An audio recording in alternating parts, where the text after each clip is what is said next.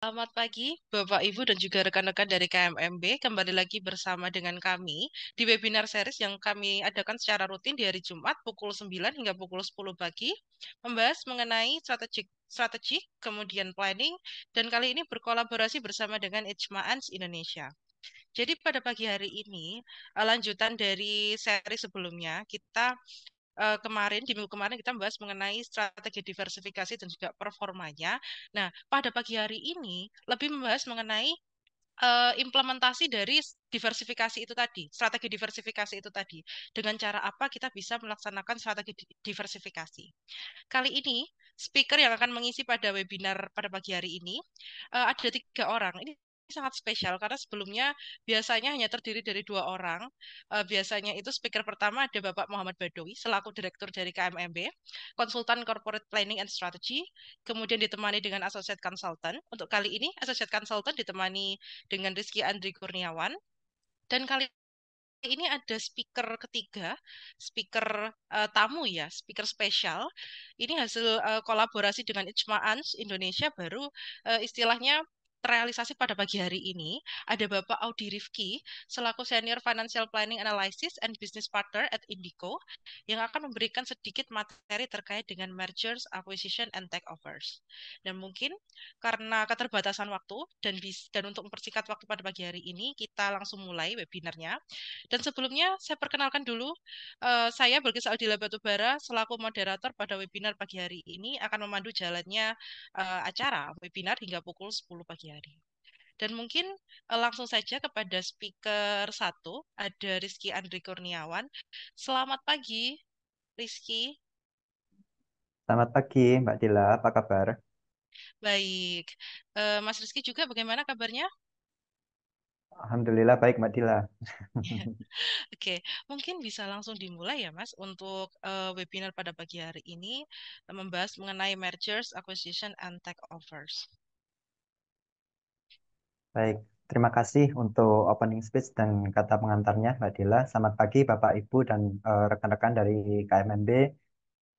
Hari ini kita akan membahas terkait dengan merger akuisisi dan takeover ya. Ini juga sebagai materi lanjutan ya dari seri 7 sebelumnya yang membahas terkait dengan diversifikasi. Baik, bisa dilanjutkan.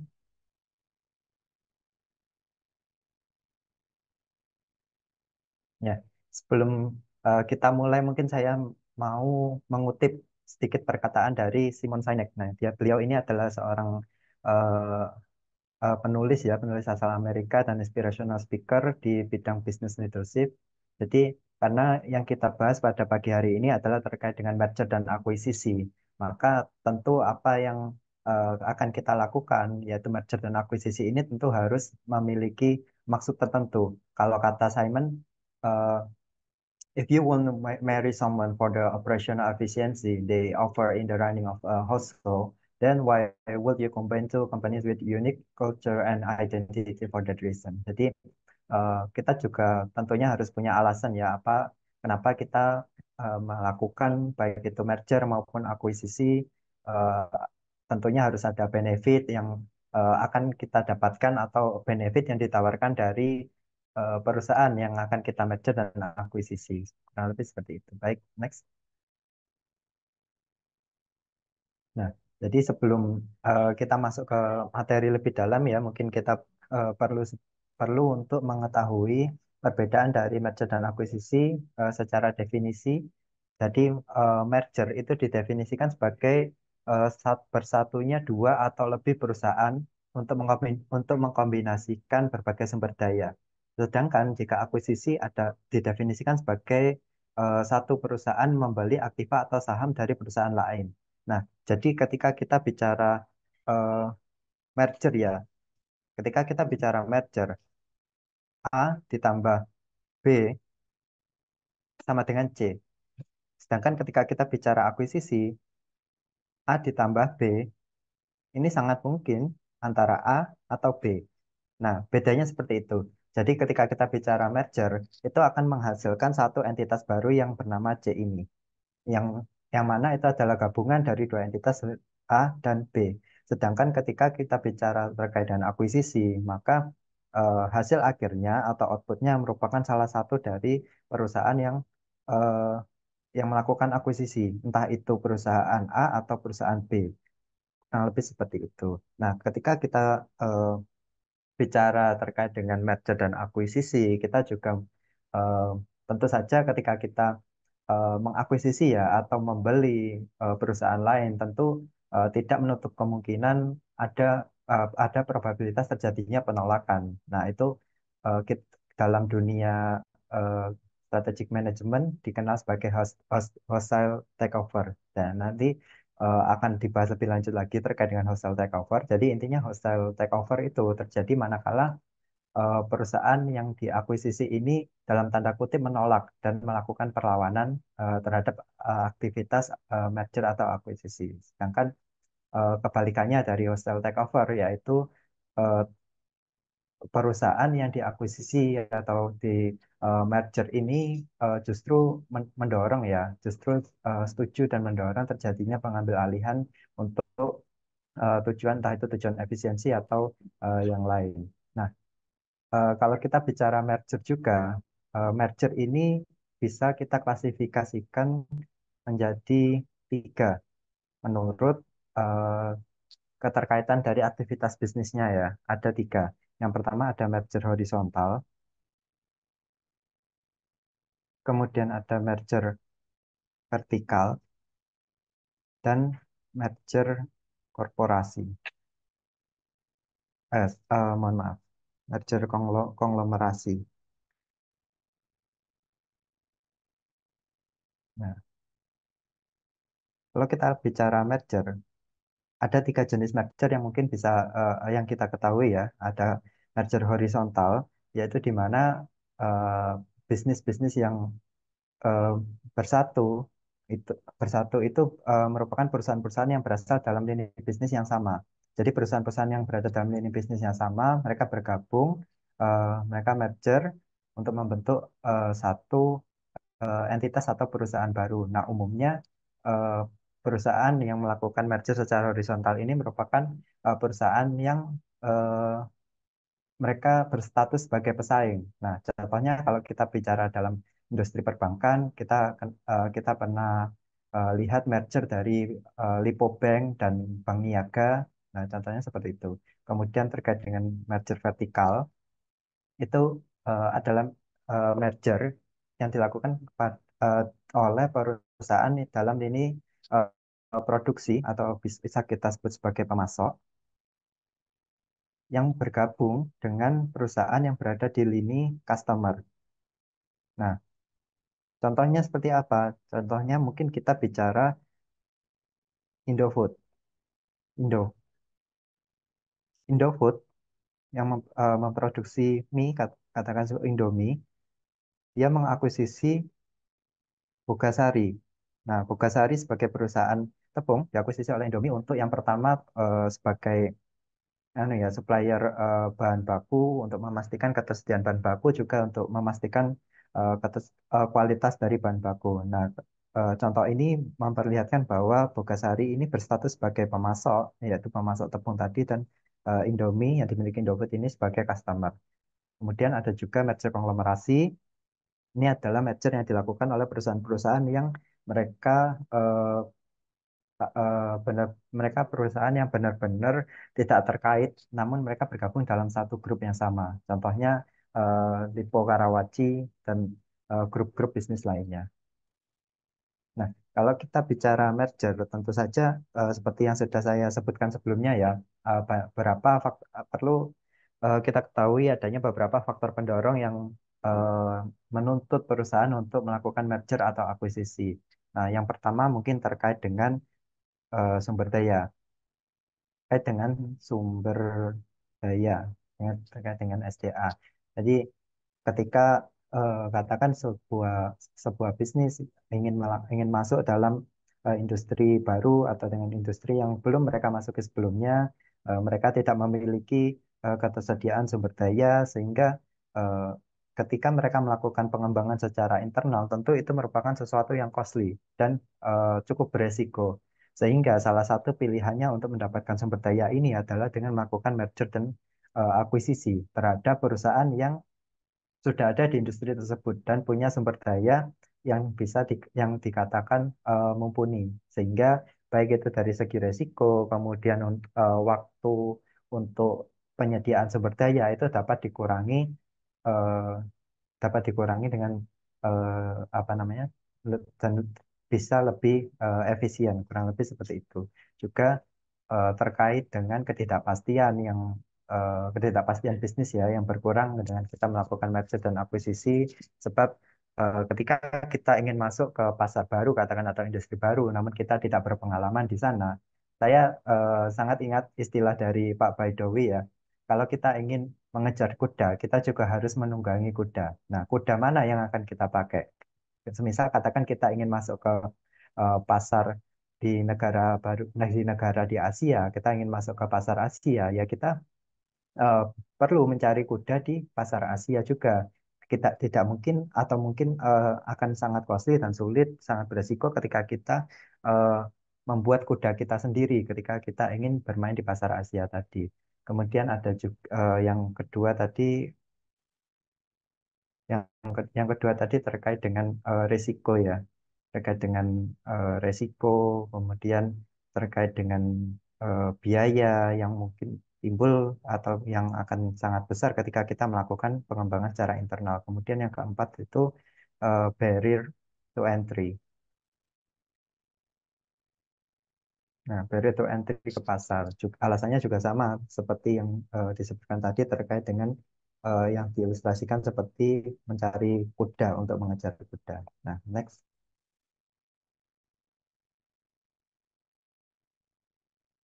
Baik. Nah, eh,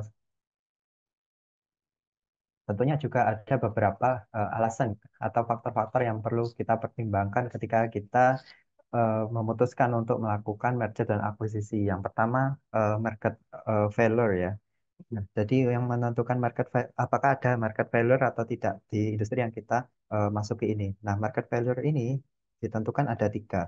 Yang pertama, apakah eh, dia itu ada transaction specific asset. Transaction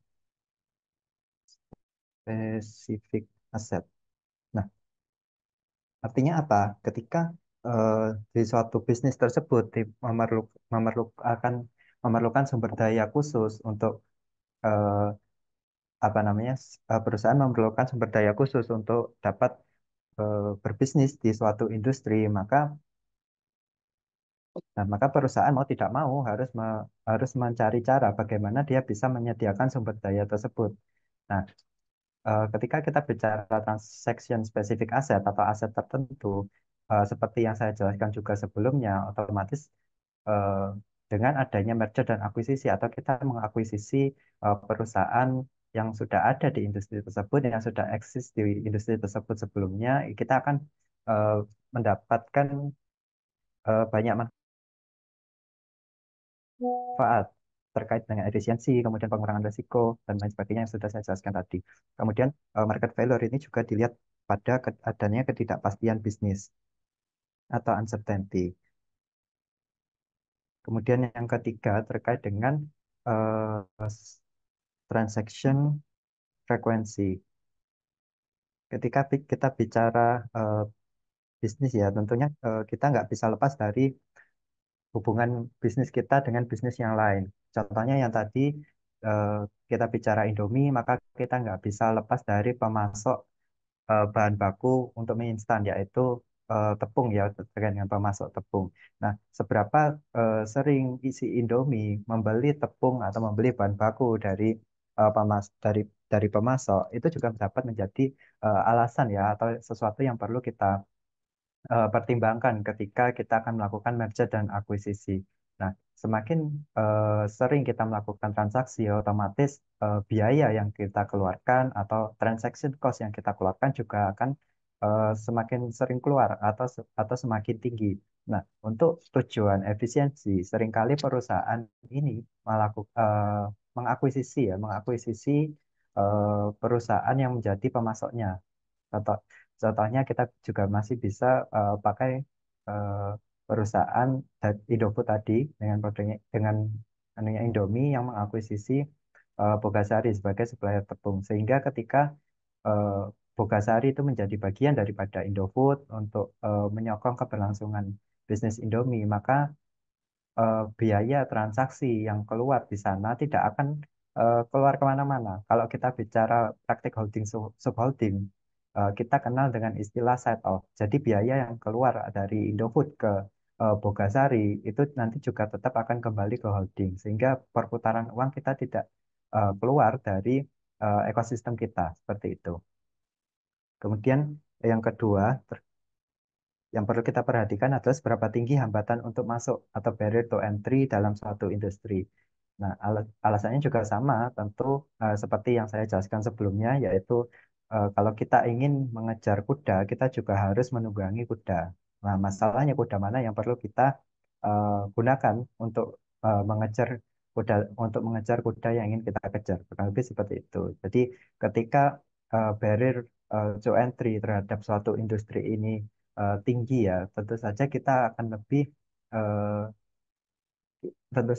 akan lebih diuntungkan ketika kita eh, memilih untuk mengakuisisi perusahaan yang sebelumnya sudah ada di industri tersebut daripada kita melakukan pengembangan nih, secara internal, kita melakukan pengembangan internal secara mandiri perusahaan baru untuk masuk ke industri tersebut. Yang pertama tentu akan sangat costly, kedua juga resikonya sangat tinggi.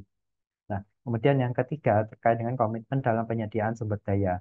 Apakah sumber daya yang dibutuhkan dalam industri tersebut itu merupakan sumber daya yang dalam tanda kutip saklek harus kita sediakan.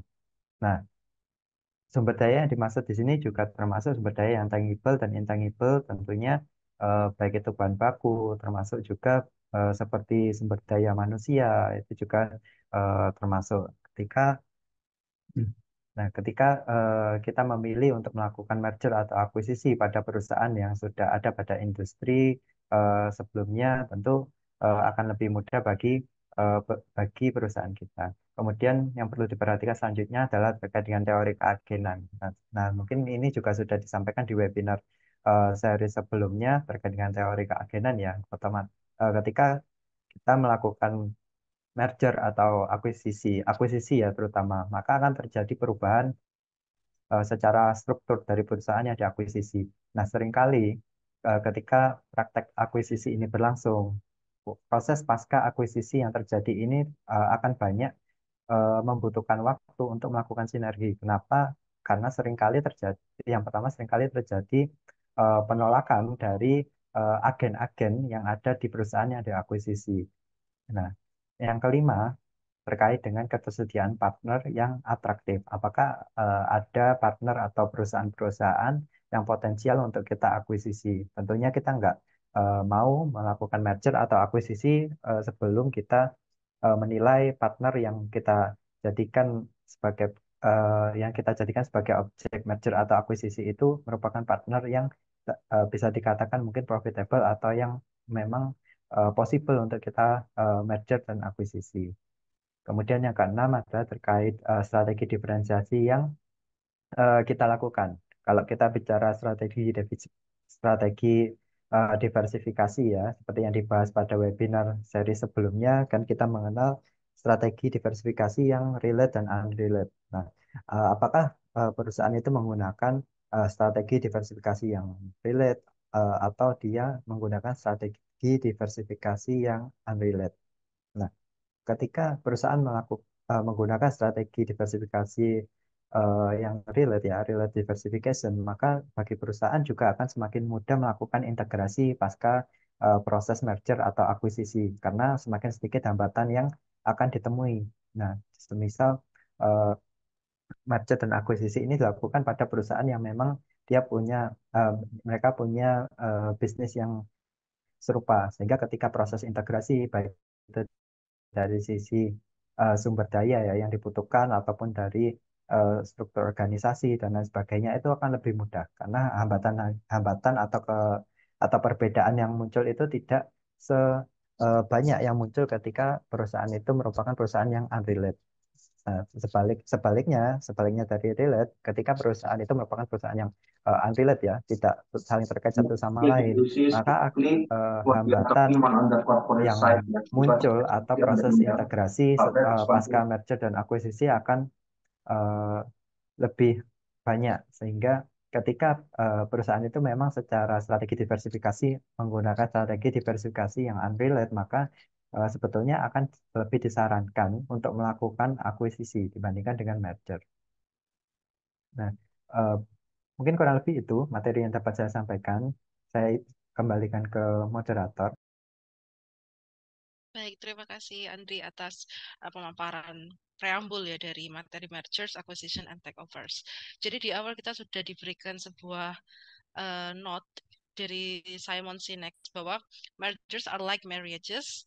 They are bringing to a person that have different cultures and different trait and also have different uniqueness. Jadi memang ada beberapa hal yang perlu dipertimbangkan oleh perusahaan ketika mereka mau melaksanakan merger dan juga akuisisi ataupun juga ada takeovers ya nanti akan dibahas lebih lanjut. Dan mungkin sedikit note yang dapat saya berikan di pertengahan sesi ini ya, sebelum kita lanjut pada speaker kedua. Jadi kalau bicara mergers, acquisition, and takeovers, kemudian hubungannya dengan strategi diversifikasi, sebagaimana sudah dipaparkan pada webinar saya sebelumnya, mergers, acquisition, and takeovers ini merupakan salah satu transaksi, deals, kemudian salah satu cara untuk melaksanakan diversifikasi eh, kalau di strategik itu kita menyebutnya sebagai inorganic growth. Nah, beda dengan organic growth, di mana kita melakukan diversifikasi dengan pengembangan internal, kita menggunakan kekuatan internal kita. Tapi kalau mergers, acquisition, and takeovers, kita mengambil peluang-peluang yang ada di eksternal, di luar, untuk bisa kita masukkan atau implementasikan strategi diversifikasi ini. Dan mungkin berikutnya, sebelum kita lanjut pada speakers 2, saya ingin sedikit iklan ya kepada Bapak Ibu dan juga rekan-rekan semua. Saya ingatkan sekali lagi, mungkin kalau Bapak Ibu sudah pernah join webinar sebelumnya dengan saya, bahwa kami KMMB selalu mengadakan webinar series, di mana webinar series ini diadakan di hari Jumat jam 9 hingga jam 10 pagi, dengan materi yang dibahas itu berkaitan dengan strategi, dan mungkin nanti ke depannya karena kita sudah memulai kolaborasi dengan Ijma Ans Indonesia, ada beberapa materi yang nanti related dengan keuangan dan materi-materi lain terkait.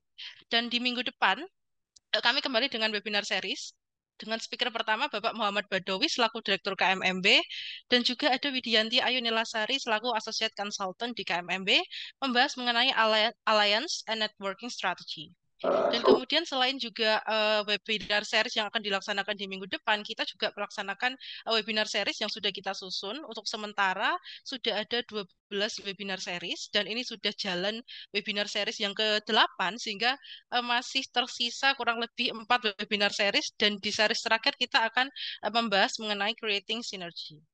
Ya mungkin kita lanjut pada materi selanjutnya terkait dengan mergers, acquisition, dan juga takeovers dengan speaker kedua kita bersama dengan Bapak Muhammad Badawi selaku Direktur KMMB. Selamat pagi Pak Badawi. Ya, pagi, Dila, apa kabar? Baik Pak Badawi sendiri baik? Alhamdulillah sehat. Iya Pak.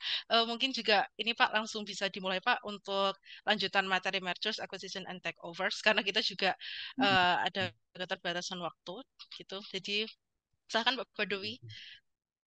Baik, terima kasih Dila. Ya, Bapak Ibu selamat pagi. Saya sapa Bapak Ibu dari seluruh Indonesia ini ya, dari tim KMMB, kemudian dari member asosiasi CME ya, CME, kemudian beberapa partner, kolega, dan saya lihat juga beberapa klien dari KMMB juga join gitu ya. Dan harapannya juga potensial klien ya ini Dila ya. Jadi kalau kita lihat memang Bapak Ibu dalam pengambilan keputusan, terutama dalam aksi korporasi, ya itu memang sangat dibutuhkan partner ya. Dengan partner salah satunya adalah lembaga konsultan. Ya, salah satunya KMMB bisa memfasilitasi hal itu. Seperti itu ya Dila. Terakhir kita memberikan layanan untuk due diligence ya kemarin ya. Kita ada due diligence berkaitan dengan akuisisi waktu itu akuisisi perusahaan dari Surabaya ke Makassar gitu ya. Meskipun pada akhirnya keputusan dari due diligence kami adalah tidak direkomendasikan untuk dibeli kan gitu ya. Jadi ternyata informasi yang diberikan tidak semuanya tereksposur dengan baik Bapak Ibu. Nah, oleh karena itu hati-hati ya di dalam proses aksi korporasi kita harus bisa benar-benar mendapatkan informasi secara jelas. Nah, itu oleh karena itu materi hari ini menjadi penting untuk kita bahas gitu ya. Jangan sampai kita membeli kucing dalam karung gitu ya. Oke, nah tahapan di dalam kita melakukan aksi korporasi, terutama merger dan akuisisi, Bapak Ibu, itu yang pertama adalah kita perlu tentukan target selection kita. Ya, sebetulnya kita dalam diskusi ini menyebut target yang akan kita akuisisi namanya PTA ya, Bapak Ibu. Sorry, PTB. Ya, PTB ini yang akan kita akuisisi, PTA yang mengakuisisi, ya, gitu ya. Jadi supaya nanti kita punya pandangan yang sama, PTA ini yang beli gitu ya. Nah, ini yang beli, ini targetnya. Gitu. Nah, di tahap pertama kita harus bisa menentukan perusahaan apa yang harus kita beli. Kalau tadi disinggung sama Andri di dalam merger horizontal Bapak Ibu itu sebelumnya yang namanya merger horizontal itu adalah persaingan gitu ya. Supaya persaingan kita bisa kita kurangi ya kita akuisisi aja, kita beli gitu. Contohnya Bang Lipo membeli Bank Niaga. Nah, akhirnya Bang Lipo bisa mengurangi pesaingnya satu kan gitu ya. Nah, kemudian Michelin ya, Michelin itu membeli akuisisi sahamnya apa namanya Masa ya gitu ya. Itu sekitar 80%, 80% saham sehingga Michelin bisa dikatakan menjadi salah satu pemain ban besar gitu ya di dunia. Dan dengan adanya transaksi sekitar 6,2 triliun itu membeli 80% saham, akhirnya yang terjadi adalah secara sistemis dia juga mendapat saham akuisisi 20% dari PT Penta Arta Impresi. Akhirnya dia mendapatkan akses untuk pasar utama ban di Indonesia. Nah, ini menjadi target. Nah, jadi ketika kita atau kita kembali di tahun waktu reformasi tahun 98 ya ada aktivitas merger 4 bank besar ya yaitu ada bank Exim ya ekspor impor kemudian ada bank dagang negara BDN kemudian ada bank Bumijaya dan bank terakhir itu bank pembangunan Indonesia di merger pada tanggal 2 Oktober itu jadilah Bank Mandiri sekarang. Nah, Bank Mandiri ini menjadi salah satu bank yang aktifannya besar sekali. Waktu itu pasca merger sampai ketemu itu 1.200 triliun waktu itu ya. Dengan karyawan pada saat itu gabungan itu sekitar lebih dari 35.000 karyawan. Nah, ini nanti akan kita bahas. Post merger juga menjadi masalah ya. Seperti kemarin BSI, kita juga gabungan dari bank-bank syariah tiga besar itu rasanya tapi masih rasa satu bank yang sama gitu ya. Nah, ini menjadi satu tantangan setelah merger nanti kita evaluasi. Nah, jadi Bapak Ibu pada proses target, selain kita menentukan siapa target kita, apakah kita mau bermain horizontal, artinya kita kurangi pesaing kita, ya, atau kita mau hilir, ya, tadi disinggung Indofood, akuisisi Bogasari gitu ya, sehingga distributornya kita ambil gitu, atau itu juga bisa kita lakukan gitu ya. Nah, di dalam proses ini yang perlu kita perhatikan adalah tim dari internal perusahaan, mulai dari tim corporate development, ya, tim bisnis, ya. Kemudian kalau ada juga tim bisnis unit untuk akuisisi, bahkan juga external advisor. Nah, ini yang peran kami di KMMB bisa menjadi external advisor dalam proses penentuan target itu. Nah, setelah proses target itu kita lakukan, Bapak Ibu, maka tahap berikutnya adalah kita lakukan valuasi, ya. Di dalam valuasi, kita perlu melakukan yang pertama adalah perkiraan nilai, ya. Value dari perusahaan yang akan kita beli itu berapa? Apakah kita perusahaan yang kita beli itu overprice, ya, artinya sebetulnya secara book value itu ya nggak begitu besar, tapi dia menjual dengan sangat besar dengan catatan wah kita sudah dapat izin OJK, kita sudah dapat apa lisensi internasional atau bahkan kita punya jumlah merchant kalau kita bicara startup ya kita sudah banyak orang yang install aplikasi kita. Nah, itu akhirnya apa yang terjadi? Dijual overprice, ya. Sehingga kalau PTA ya PTA ini mau beli PTB maka yang dilakukan adalah membeli dengan harga premium ya harga premium itu harga yang lebih mahal daripada nilai buku perusahaan tersebut. Nah ini sering terjadi ya sering terjadi. Tapi kadangkala kalau jual beli itu antar entitas atau antar afiliasi gitu ya biasanya dijual dengan harga diskon. Soalnya nanti kaitannya sama pajak, ya kaitannya sama pajak. Kalau kita jual belinya harga mahal ya pasti perusahaan B akan membayar pajak gitu ya. Nah, tapi jangan lupa perusahaan A itu juga akan mengakuisisi baik aset maupun hutang dari perusahaan B kalau kita akuisisi. Ya, sehingga kita harus perhatikan Bapak Ibu kenapa sih harus ada merger akuisisi? Kalau istilahnya Dila tadi ada pengembangan organik dan anorganik. Nah, ini kan anorganik gitu ya. Nah, padahal kalau kita bicara anorganik, tidak selalu merger akuisisi, Bapak Ibu. Itu yang harus dicatat. Jadi, ada dua pola yang saya perhatikan di dalam transaksi itu. Yang pertama, kalau kita merger akuisisi ya, artinya kita membeli equity. Ya, kita membeli equity perusahaan target. Tapi ada juga beberapa transaksi itu membeli asetnya.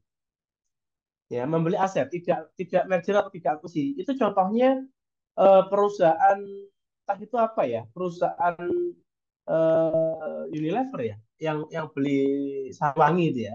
Nah, itu yang dibeli bukan equity Bapak Ibu, tapi yang dibeli adalah asetnya. Sehingga ketika waktu itu ada berita bahwa perusahaan teh Sariwangi bangkrut, ya tetap kita kita lihat di pasar Unilever tetap jualan Sariwangi karena pabriknya yang lain. Ya. Jadi yang tutup adalah equity ya perusahaan itu, tapi karena kita nggak beli equity nggak ada masalah bagi kita, karena yang kita beli asetnya, pabriknya, ya seperti itu.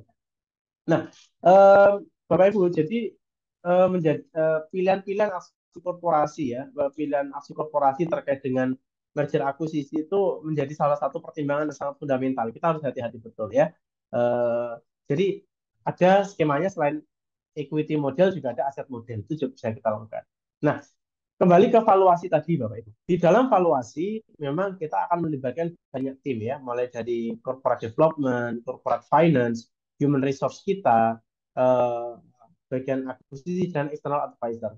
Nah, bagian SDM ini penting ya.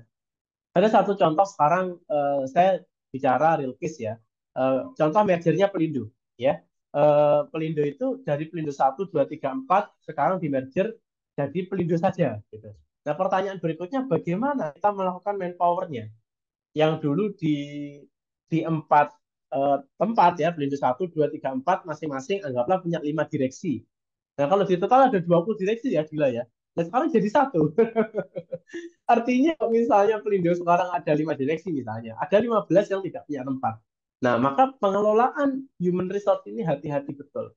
Karena jangan sampai kita ingin mendapatkan apa namanya tujuan kita kehilangan sumber daya sekarang. Nah, sudah ada konflik dan lain-lain. Tapi alhamdulillah kita perhatikan di Pelindo placement people ini berjalan smooth gitu ya. Jadi ada yang di Indo, ada yang di subholding gitu ya. Jadi lebih smooth ya. Itu memang high risk tapi kita bersyukur itu salah satu merger yang smooth yang bagus. Nah, di dalam valuasi ini memang salah satu concern yang harus kita perhatikan itu adalah nilai dari batas bawah dan batas akhir Bapak Ibu. Ya, jadi misalnya kita batas akhir sebuah nilai perusahaan itu di sini. Terus batas atasnya di sini. Tapi ketika kita sederhananya kita membeli barang dengan harga batas bawah, artinya kita membeli dengan harga diskon. Ya.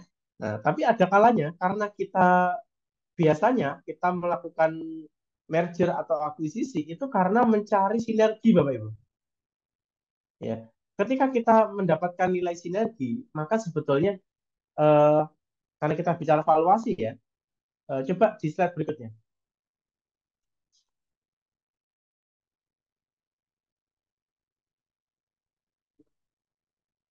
Nah, jadi ini. Jadi tahapan valuasi tadi ya, di valuasi tadi itu kita selalu dihadapkan yang namanya batas bawah dan batas akhir, batas atas ya. Batas bawah itu adalah nilai valuasi standalone ya. Kalau standalone itu eh, apa namanya equity ya, equity ditambah liability dikurangi cash. Nah, itu adalah standalone value. Jadi ketika kita membeli secara standalone value itu sebetulnya harga diskon sebetulnya. Nah, tapi kadangkala supaya perusahaan B itu mau menjual equity-nya ke perusahaan A, biasanya perusahaan A itu mau beli dengan harga beli atau secara premium, ya lebih mahal. Nah, tapi jangan lupa ketika kita membeli sebuah bisnis, tadi ada Indofood membeli Bugasari gitu ya, Bank Lipo membeli Bank Niaga. Di situ ada yang dimaksud sebagai nilai sinergi, Bapak Ibu. Ya, nilai sinergi ini adalah value yang akan kita peroleh setelah kita melakukan integrasi atau sinergi. Ya. Atau contoh lain di Indofood ya. Waktu itu Indofood Sukses Makmur itu mengakuisisi grupnya grup Tirta Bahagia yang air minum dalam kemasan dengan merek Club. Nah, setelah kita membeli merek Club, apa yang terjadi? Kita tidak perlu satu sistem distribusi sendiri untuk jualan Club. Tapi kita bisa memasukkan produk Club di dalam sistem distribusi Indofood produk. Ya. Nah, itulah yang kita sebut sebagai strategi bisnis group. Ya. Jadi ketika Bapak Ibu melakukan merger atau melakukan akuisisi, sebetulnya Bapak Ibu akan menambah ya ruang lingkup ekonomi yang pernah kita bahas adalah ekonomi of scope ya, supaya strategi bisnis group kita lebih optimal nilainya. Nah, seperti itu. Ya. Sehingga kita bisa mendapatkan revenue lebih banyak lagi. Oke, mohon dibantu ke slide sebelumnya. Nah, jadi setelah valuasi kita lakukan Bapak Ibu, maka kita lanjutkan ke tahapan due diligence. Jadi uji tuntas. Uji tuntas itu mulai hulu sampai hilir kita cek semua, gitu ya. Jadi mulai dari bagian IT, bagian legal, jangan sampai kita membeli perusahaan ternyata secara legal dia melanggar banyak aturan. Ini repot juga. Kemudian ini ada satu tambahan lagi yang terpenting itu tax ya. Mungkin beberapa orang dicampur di sini ya di finance. Tapi yang terpenting lagi itu tax ya, pajak. Kita pernah punya apa namanya punya punya klien gitu ya. Itu punya masalah gitu soal soal pajak itu juga repot juga. Akhirnya ya nggak usah dibeli karena potensi kekurangan pajaknya luar biasa besar juga. Gitu. Nah, ini kan menjadi tantangan Bapak Ibu. Nah, semua exposure di dalam eh, due diligence itu harus benar-benar dibuka. Ini saya diingatkan tim saya di depan saya jangan disebut. Kan nggak sebut nama ya Bapak Ibu ya. Nggak ada masalah ya Dila ya. Hanya cerita story-nya aja. Yang kalau saya sebut Indofood tadi kan bagus-bagusnya. Kalau yang negatif-negatif saya nggak sebut nama. Karena soal etis ya. Tapi kasus kayak gitu ada Bapak Ibu. Jadi ketika due diligence itu harus benar-benar dibuka ya, exposure-nya dibuka. Nah, kadangkala PT yang kita beli itu menutup-nutupi informasi yang itu akan mengganggu proses transaksi jual beli itu. Nah, makanya kita perlu pihak eksternal yang mana pihak eksternal ini benar-benar akan objektif dalam memberikan penilaian, ya. Yang memang akhirnya apa ya? Pasti itu akan menguntungkan bagi perusahaan A yang akan beli tapi merugikan PTB. Ya, jadi tapi itu harus disampaikan ya supaya nilai dari transaksi itu menjadi lebih optimal gitu. Nah, berikutnya implementasi. Nah, itu timnya juga banyak ya. Tapi secara umum implementasi ini tadi sudah disinggung sama Mas Andri gitu ya. Ada dua situasi dalam implementasi itu. Ya, yang pertama adalah eh, implementasi yang berjalan lancar, yaitu kita sebut sebagai friendly take over ya, friendly take over. Atau juga dalam prakteknya itu tidak gampang, artinya alot, transaksinya alot karena dewan direksi atau biasanya komisaris ya, dewan komisaris itu tidak setuju dengan adanya transaksi ini, maka itu kita sebut sebagai hostile takeover ya. Tidak setuju, susah alot. Nah, nanti kita bahas. Kalau friendly takeover gampang, gitu ya. Bahkan kalau perlu jual aja dengan harga diskon, nggak masalah. Karena masih kolega atau masih afiliasi bisnisnya, nggak masalah. Hanya soal perpindahan equity, nanti konsolidasi laba usaha sehingga akumulasinya lebih besar, gitu ya. Itu tidak masalah. Tapi yang menjadi tantangan adalah ketika implementasi ini berjalan alot atau kita sebut sebagai hostile takeover, apa yang akan kita lakukan? Nanti ada beberapa opsi yang bisa kita lakukan. Nah, yang terakhir adalah evaluasi. Nah, evaluasi ini adalah lesson learn, pembelajaran yang bisa kita lakukan supaya dalam transaksi-transaksi berikutnya akan berjalan lebih lancar. Karena prosesnya selalu sama, Bapak Ibu ya. Prosesnya selalu sama. Oke, berikutnya.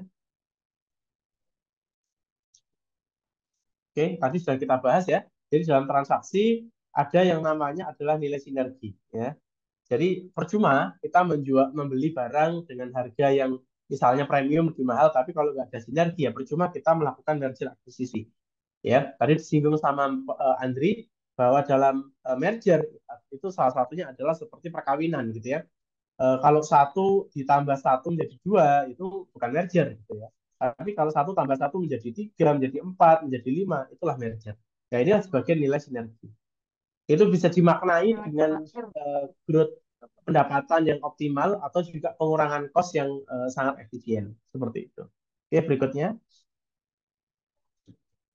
Nah, ini ada satu fenomena atau metode yang bisa kita perhatikan Bapak Ibu. Kalau tadi friendly takeover semua berjalan lancar, tidak ada masalah ya. Kita makan apa namanya makan seafood bareng, semua beres, tanda tangan beres gitu ya. Transaksi lancar gitu. Tapi ketika transaksi itu alot, nah ini menjadi catatan ya. Sekali lagi saya ingatkan PTA ini yang beli ya. Kemudian PTB ini yang target ya, target yang akan dibeli. Nah, yang pertama hostile takeover ini adalah dari sisi PTB. PTB ini nggak mau dibeli oleh PTA, alot gitu ya. Maka PTB itu bisa direkomendasikan atau melakukan 6 aktivitas ini. Nah, ini rahasianya ini ya. Jadi secara profesional nanti akhirnya apa? PTA ini nggak jadi beli, ya, tidak jadi beli karena yang pertama diberikan pil racun. Wah, ini kalau Mbak Dila mau beli roti tapi di dalamnya ada pil racunnya pasti menolak ya, nggak jadi dibeli. Nah, apa ini pil racun? Pil racun ini kita membuat sebuah skenario, gitu ya. Kita membuat sebuah skenario sehingga transaksi ini tidak menarik. Transaksi ini tidak menarik, ya. Bagaimana caranya? Salah satunya kasih harga diskon. Nah, sehingga ketika dikasih harga diskon, maka secara valuasi ini akan terdilusi, ya. Ekuitasnya akan turun, sehingga nggak menarik, ya. Itu yang pertama. Yang kedua, kita bisa lakukan adalah geo defense. Jadi, contoh gini, ketika misalnya saya perusahaan tepung gitu ya, PTA ini PTB perusahaan tepung, PTA ini produksi kue, ya kue butuh tepung gitu ya. Nah, PTA supaya HPP perusahaannya itu tidak tinggi, perusahaan tepung ini mau dibeli. Nah, kalau kita perhatikan Bapak Ibu, bagian yang paling berharga di dalam PTB itu adalah produksi tepung. Betul ya? Nah, ketika PTB ini nggak mau dibeli sama A, maka dia bisa melakukan strategi crown jewel defense. Artinya apa? Menjual bagian paling berharga dalam perusahaan B. Nah, karena ini pabrik tepung, maka posisi atau aset ya atau bagian paling penting adalah mesin produksi tepung. Maka owner kalau tidak setuju sama A mau beli, ya udah mesin-mesin produksinya ya itu dijual dulu. Sehingga ketika mesin produksi itu sudah bukan menjadi aset atau mungkin juga lahan kita punya tanaman gandum atau lahan kita punya tanaman sagu kita jual sudah bukan menjadi bagian aset dari PTB, maka itu tidak menarik lagi bagi PTA. Ya, jadi misalnya secara perusahaan nanti dijual ke perusahaan ownernya B ke perusahaan lain ya, yang masih satu afiliasi, maka B menjadi tidak menarik bagi A. Nah, itu caranya untuk crown jewel defense. Kita jual ya bagian paling berharga di dalam perusahaan kita apa. Cara yang ketiga, kalau misalnya kita tidak mau diakuisisi atau kita tidak mau di merger gitu ya, salah satunya adalah amandemen super majority. Caranya gimana? Ini adalah perjanjian kontrak yang harus disetujui oleh 67 sampai 90% pemegang saham. Nah, jadi dalam kita berniaga, one day ketika misalnya perusahaan kita semakin seksi, semakin menarik, ya, maka dan kita tidak mau melepas perusahaan kita ke entitas lain atau ke publik, kita tetap pertahankan misalnya di family business atau di grup bisnis kita, ya udah kita ada aturan kalau ada aksi korporasi, baik itu merger maupun akuisisi, harus persetujuan 67 sampai 90% pemegang saham. Ya, ini menjadi susah. Ya, prosesnya tidak gampang, jadi lebih rumit secara birokrasi. Nah, Yang keempat itu adalah parasut emas atau golden parachute. Golden parachute itu begini. Misalnya eh, kita contoh kasus misalnya seperti misalnya Dila, saya nggak nyebut ada perusahaan karena ini kasus yang tidak bagus untuk dicontoh misalnya ya.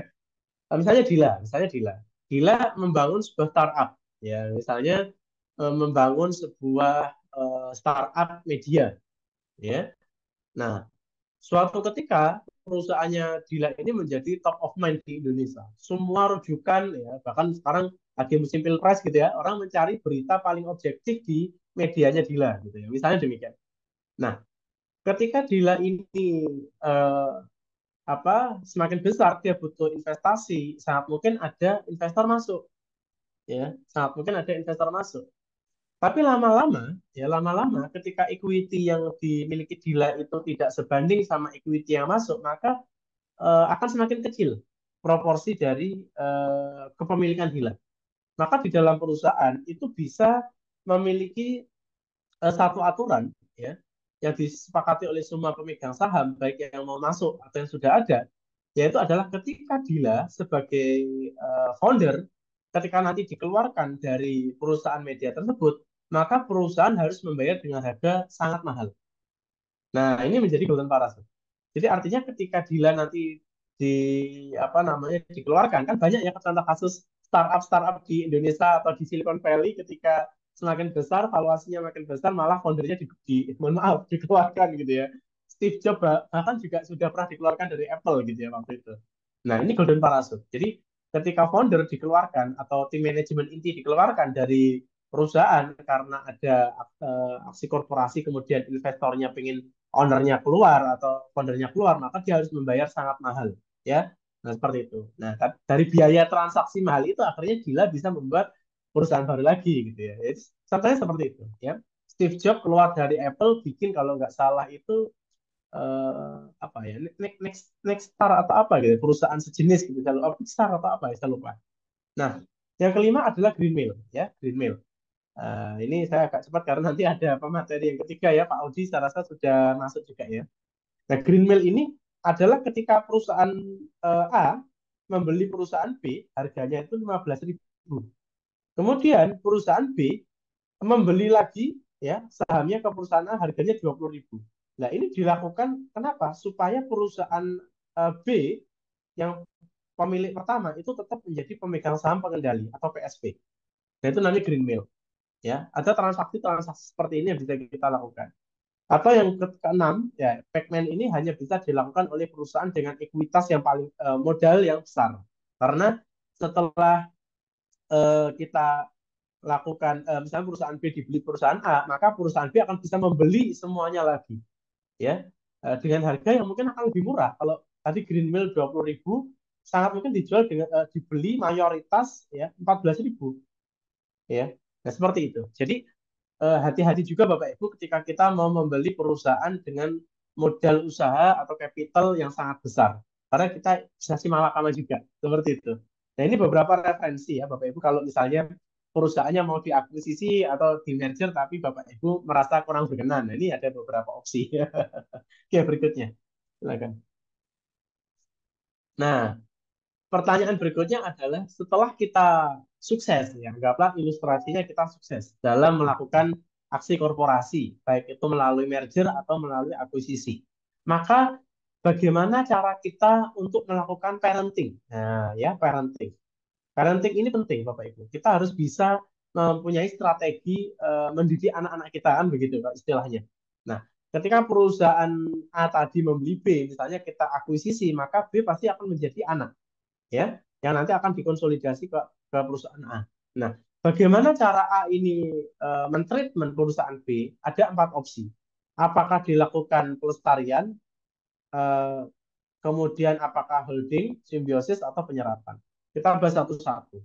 Ketika perusahaan B ini ya sudah benar-benar perusahaannya mumpuni, tadi kalau istilahnya Andri di merger konglomerasi, konglomerasi itu contohnya kalau kita perhatikan di catatan saya itu ada contoh kasus misalnya Lipo ya. Lipo di Karawaci itu dia mekanismenya adalah konglomerasi, jadi tidak berkaitan ya. Di Lippo Karawaci di data saya itu ada residential and urban development, ada hospital, ada mall, ada hotel, dan aset manajemen dan lain-lain. Ini benar-benar tidak terkait. Ya. Nah, ketika perusahaan kita tidak punya kompetensi di hospital, tapi kita butuh rumah sakit di kawasan kita, maka kita akuisisi rumah sakit di situ, ya. Tapi rumah sakit itu akan menjalankan bisnisnya as usual. Maka itulah yang kita maksud sebagai pelestarian. Kebutuhan otonomi rumah sakit itu tinggi. Dan kebutuhan rumah sakit pada bisnis utama kita di Lippo itu rendah. Maka yang dimaksud strateginya adalah pelestarian. Biarkan rumah sakit itu berjalan seperti pada umumnya, gitu ya. Atau situasi yang kedua, ketika otonomi itu tinggi, ya, tapi dia juga butuh perusahaan induk. Jadi B itu pengennya otonomi karena merasa bisnisnya sudah firm, sudah mature, sudah bagus, SOP-nya sudah oke banget. Tapi kenapa B tadi mau diakuisisi sama A? Karena ada kebutuhan. Nah, ternyata ada udang di balik batu gitu ya. PT B masih butuh PTA, maka ketergantungan kepada PTA itu tinggi. Maka di situ ada namanya simbiosis. Nah, jadi tadi contoh kasusnya adalah ketika PT Grup Tirta Bahagia yang punya air minum dalam kemasan klub itu berkenan dibeli sama Indofood supaya apa? Ternyata perusahaan itu butuh SBG-nya Indofood ya, butuh strategic bisnis grupnya Indofood supaya klub itu bisa terdistribusi se-Indonesia Raya. Supaya klub itu tidak mengeluarkan investasi lagi untuk beli-beli kendaraan atau lain-lain.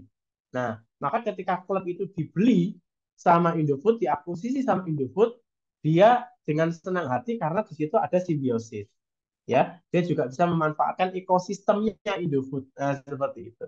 Nah, situasi berikutnya adalah ketika otonominya itu rendah. Artinya ya sudah kalau perusahaan saya dibeli PTA, ya udah enaknya PTA mau ngapain silahkan.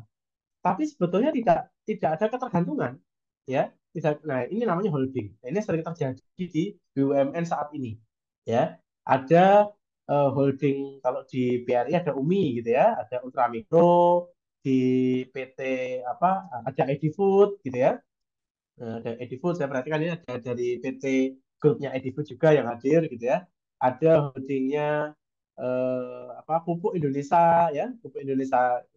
Nah, jadi otonominya itu relatif rendah. Artinya mereka beberapa kebijakan akan diserap atau beberapa kebijakan akan diambil oleh holding. Ya, beberapa kebijakan akan dikelola oleh holding. Jadi otonominya dikurangi. Misalnya sistem ERP, sistem SDM, sistem pemasaran diambil oleh holding. Tapi secara ketergantungan itu juga rendah. Jadi sebetulnya antara PTA dan PTB tidak ada ketergantungan gitu ya Bapak Ibu ya. Tidak ada ketergantungan. Contoh kalau di pupuk Indonesia ya, namanya pupuk petrokimia Gresik sama pupuk Kaltim ya nggak ada ketergantungan gitu ya, nggak ada hubungannya gitu. Nah, seperti itu. Makanya skenario holding yang tepat. Nah, yang terakhir adalah penyerapan. Penyerapan ini ketika otonominya rendah, tapi ketergantungannya tinggi, maka bisnisnya bisa kita serap. Ya, bisnisnya kita bisa serap. Jadi SDM-nya yang awalnya dikelola oleh masing-masing entitas, semua diambil, ya, diserap SDM-nya, hanya dikontrol di Indo. Sehingga biaya dari SDM bisa kita kontrol, bisa kita kurangi. Rekrutmen dilakukan oleh Indo, itu penyerapan. Atau bahkan logistik. PTB, PTC, PTD ya biasanya itu punya jalur distribusi sendiri-sendiri, maka biaya distribusi kita serap. Semua logistik distribusi diambil oleh A, menjadi bisnisnya A. Maka B, C, D bayarnya ke A. Nah, kemudian PTA melakukan pengembangan bisnis logistik dan nanti dijual ke PT B, C, D dengan harga murah. Ya, tidak seperti kita pakai vendor pihak ketiga. Seperti itu. Nah, maka kalau kembali ke pertemuan kedua, Gila pernah cerita tentang teori transaksi cost ekonomi, ya, TCE, maka disinilah prakteknya. Ketika Indo itu mengambil penyerapan salah satu cost, ya, misalnya cost logistik ya, dari PT B, C, D, dan PTA ini bisa menjual cost logistik kepada PT B, C, D dengan harga lebih murah, maka disitulah tujuan dari strategic management adalah kita mengurangi transaction cost, ya, kita mengurangi dari biaya transaksi. Saya rasa begitu, Dila. Ya, mungkin berikutnya atau sudah habis. Ya, silakan saya kembalikan ke Dila.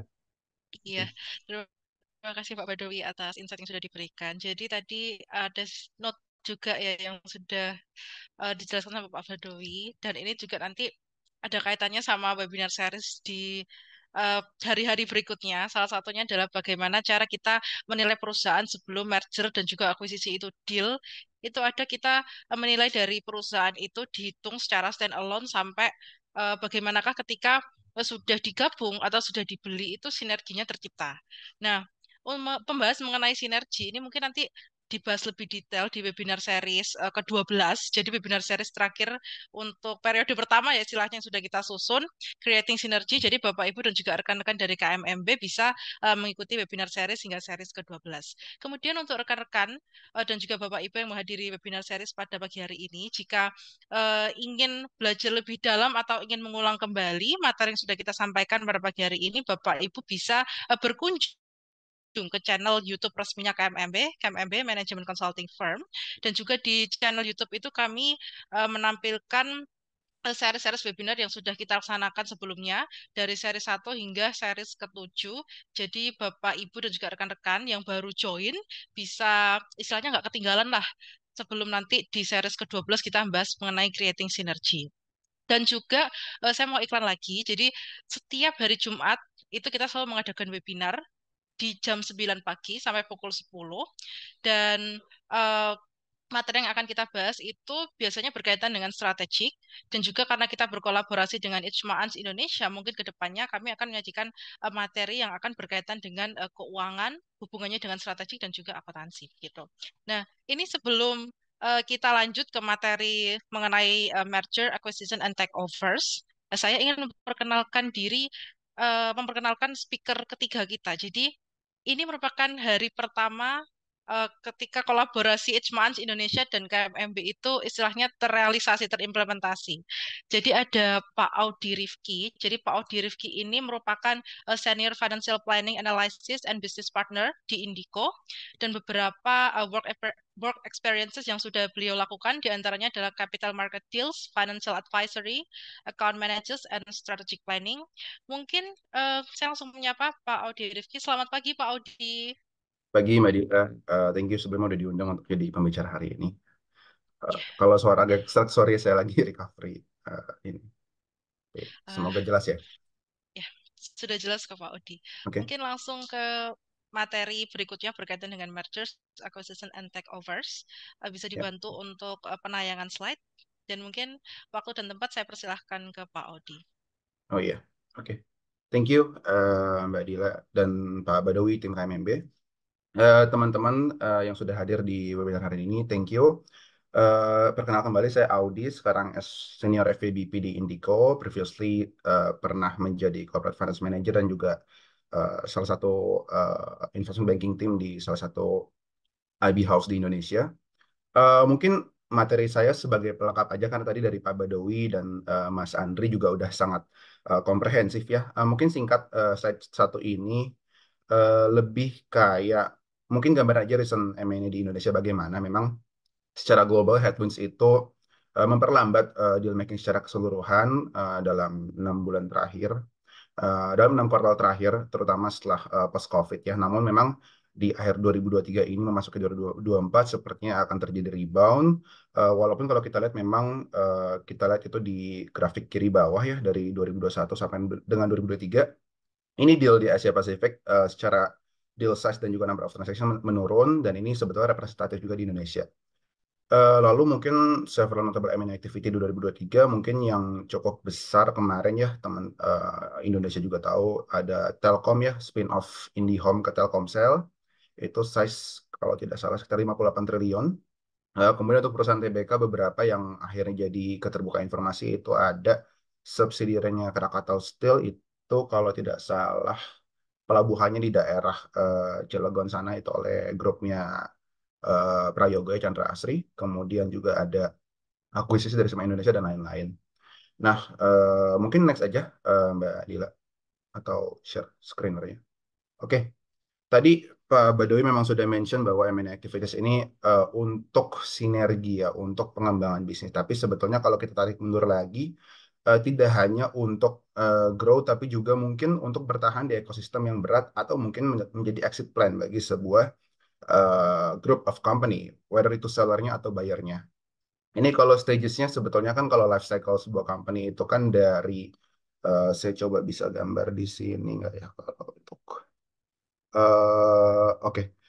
Kalau growth company itu kan, kalau life cycle itu besar dibagi 4 ya, dari early growth stage, kemudian growth medium stage, lalu mature company, dan declining ya. Sebetulnya di 4 tahap itu bisa terjadi M&A, whether dalam kondisi mau berkembang, misalnya di early atau mid stage, ketika sebuah startup harus fundraise, itu juga sebetulnya kan bentuk merger and acquisition ya, atau akuisisi oleh financial investor, misalnya dalam hal ini VC atau mungkin small mid cap PE. Tapi ketika sudah di mature atau mungkin mid mature stage, ketika akan melakukan ekspansi regional, atau mungkin tadi bahasa Pak Badawi juga vertikal, dari hulu ke hilir, supply chain value chain yang lebih besar, juga bisa ada strategic partnership di sana sebagai alasan untuk grow juga. Tapi eh, di 4 stage itu juga bisa jadi sebetulnya kondisinya sedang distress. Dalam arti misalnya, dalam early growth stage, financial investor melihat ini bukan investment yang sebetulnya baik, mereka plan to exit, akhirnya ada keluar dari situ. Atau mungkin ketika di mid mature stage, sebuah group of company, saya misalnya, aku ambil contoh Real Citibank kemarin, mereka punya retail business di Indonesia, dan beberapa negara di Asia Pasifik. Cuma on the global headquarter, mereka memutuskan untuk fokus retail bankingnya hanya di flagship country-nya, sehingga di negara-negara seperti Indonesia dan beberapa negara Asia yang lainnya, mereka exit dan hanya fokus di corporate banking. Ketika itulah terjadi mungkin yang di kiri bawah ini, existing unprofitable segment atau geographic. Mereka melepaskan bisnis retail bankingnya kepada calon buyer, dalam hal ini di Indonesia kemarin PT UOB ya, kalau tidak salah. Nah, itu di sisi growth dan sisi distressnya. Tapi sebetulnya ketika dalam posisi tengah-tengah nih, sebuah company itu perlu restrukturisasi organisasi, perlu menambah efisiensi. Artinya tidak ada keharusan sebuah justifikasi dilakukan M&A, sebuah M&A dapat terjadi. Itu bagaimana melihat kondisi, tadi minjem bahasa Pak Bado juga, inorganic growth-nya, inorganic activities-nya. Mungkin next, Mbak Dila, atau share screen. Nah, eh, ini singkat aja, ini mungkin simple ilustrasi sebetulnya kenapa harus M&A, kenapa harus anorganik. Kita coba pakai bahasa yang mungkin kita semua di sini akan alami secara personal juga. Ketika kita akan membeli rumah atau membangun sebuah rumah, apakah kita akan build up from the ground zero rumah tersebut? Kita membeli lahan, kemudian membayar seorang arsitek, kontraktor, konstruksi, dan segala macamnya, mencapai sebuah biaya, say 1,1 miliar. Atau kita akan membeli sebuah townhouse senilai 1,4 miliar. Mungkin kalau kita lihat di sini kan pro con secara generalnya, kalau kita bangun mungkin akan lebih murah, tetapi perlu waktu yang lebih panjang dan juga perlu dimonitor secara reguler. Kalau kita beli, mungkin ada right to use yang immediate, tapi mungkin juga harganya lebih mahal. Nah, ini kalau kita hubungkan ke stage of company growth ya, life cycle itu tadi early, mid, kemudian mid to mature stage, lalu mature hingga akhirnya declining stage. Itu juga bisa kita aplikasikan. Ketika kita build, artinya kita membangun sebuah startup from ground zero, venture build, kemudian kita harus menemukan product market fit-nya, kita harus menemukan customer-nya, kita harus tahu how to connect the supply chain antara supplier ke customer kita nantinya, atau kita beli pada sebuah titik. Dan pembelian pada sebuah titik ini tentu akan ada harga yang berbeda-beda. Misalnya ketika early stage, nilai valuasi sebuah company itu masih, say, 500 miliar. Tapi ketika mature stage, fair value company-nya sudah menjadi 2 triliun. Akan ada harga yang berbeda di setiap stage pembelian company tersebut. Sama kayak rumah kan, kalau kita beli rumah yang mungkin masih rencana pembangunan, masih iklan-iklan di brosur, atau rumah yang sudah jadi, tentu harga akan berbeda. Namun di sini, seandainya kita beli yang early stage, saya tadi harganya 500 miliar. Kalau di sudah mature, harganya 2 triliun. Itu mungkin fair value-nya. Tapi seringkali yang terjadi adalah, in general, ketika early growth stage itu akan ada premium yang lebih tinggi dari fair value company tersebut.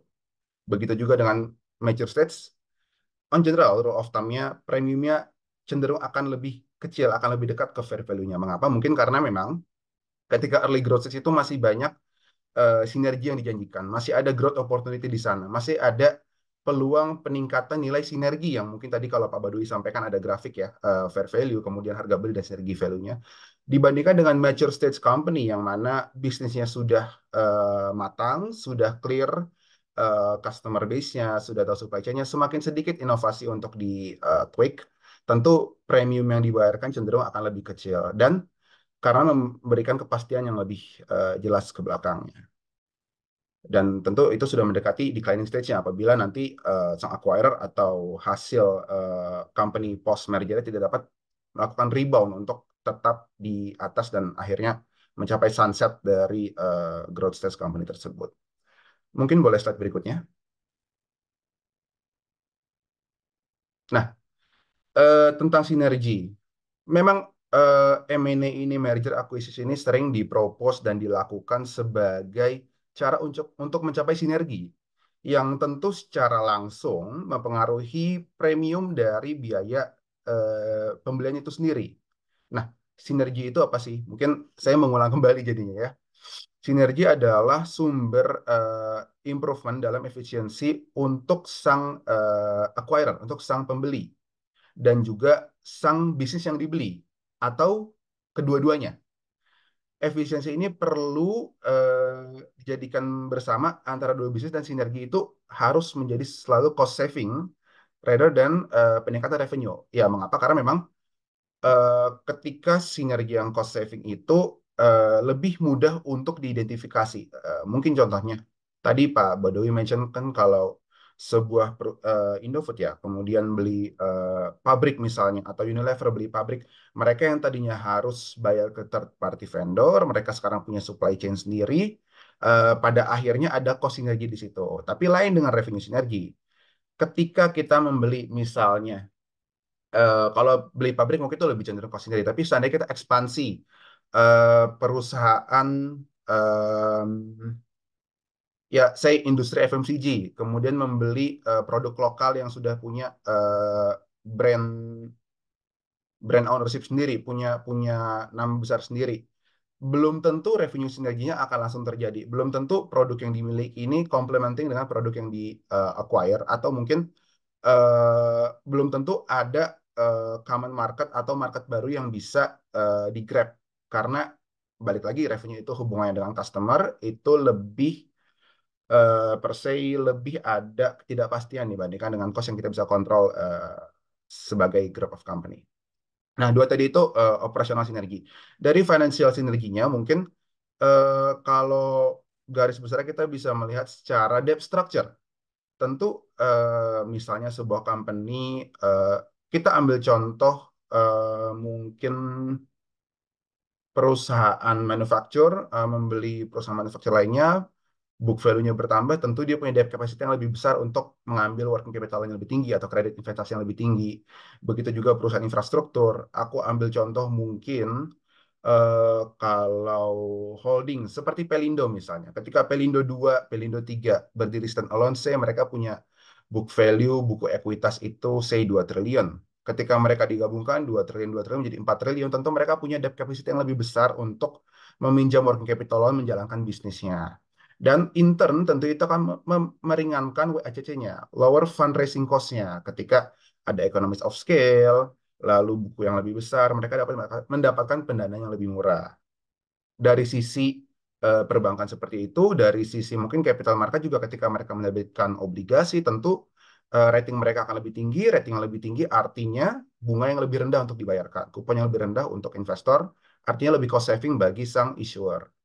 Dari sisi tax, mungkin ini sedikit kompleks, ada unusable tax loss. Andainya target acquirer ini memiliki tax benefit karena tidak punya profit, karena kan di Indonesia juga ya, seandainya perusahaan yang belum mencatatkan net profit itu punya tax loss carry forward yang bisa dimanfaatkan, itu mungkin bisa menjadi sebuah nilai plus bagi sang acquirer apabila itu adalah sesuatu yang ditargetkan.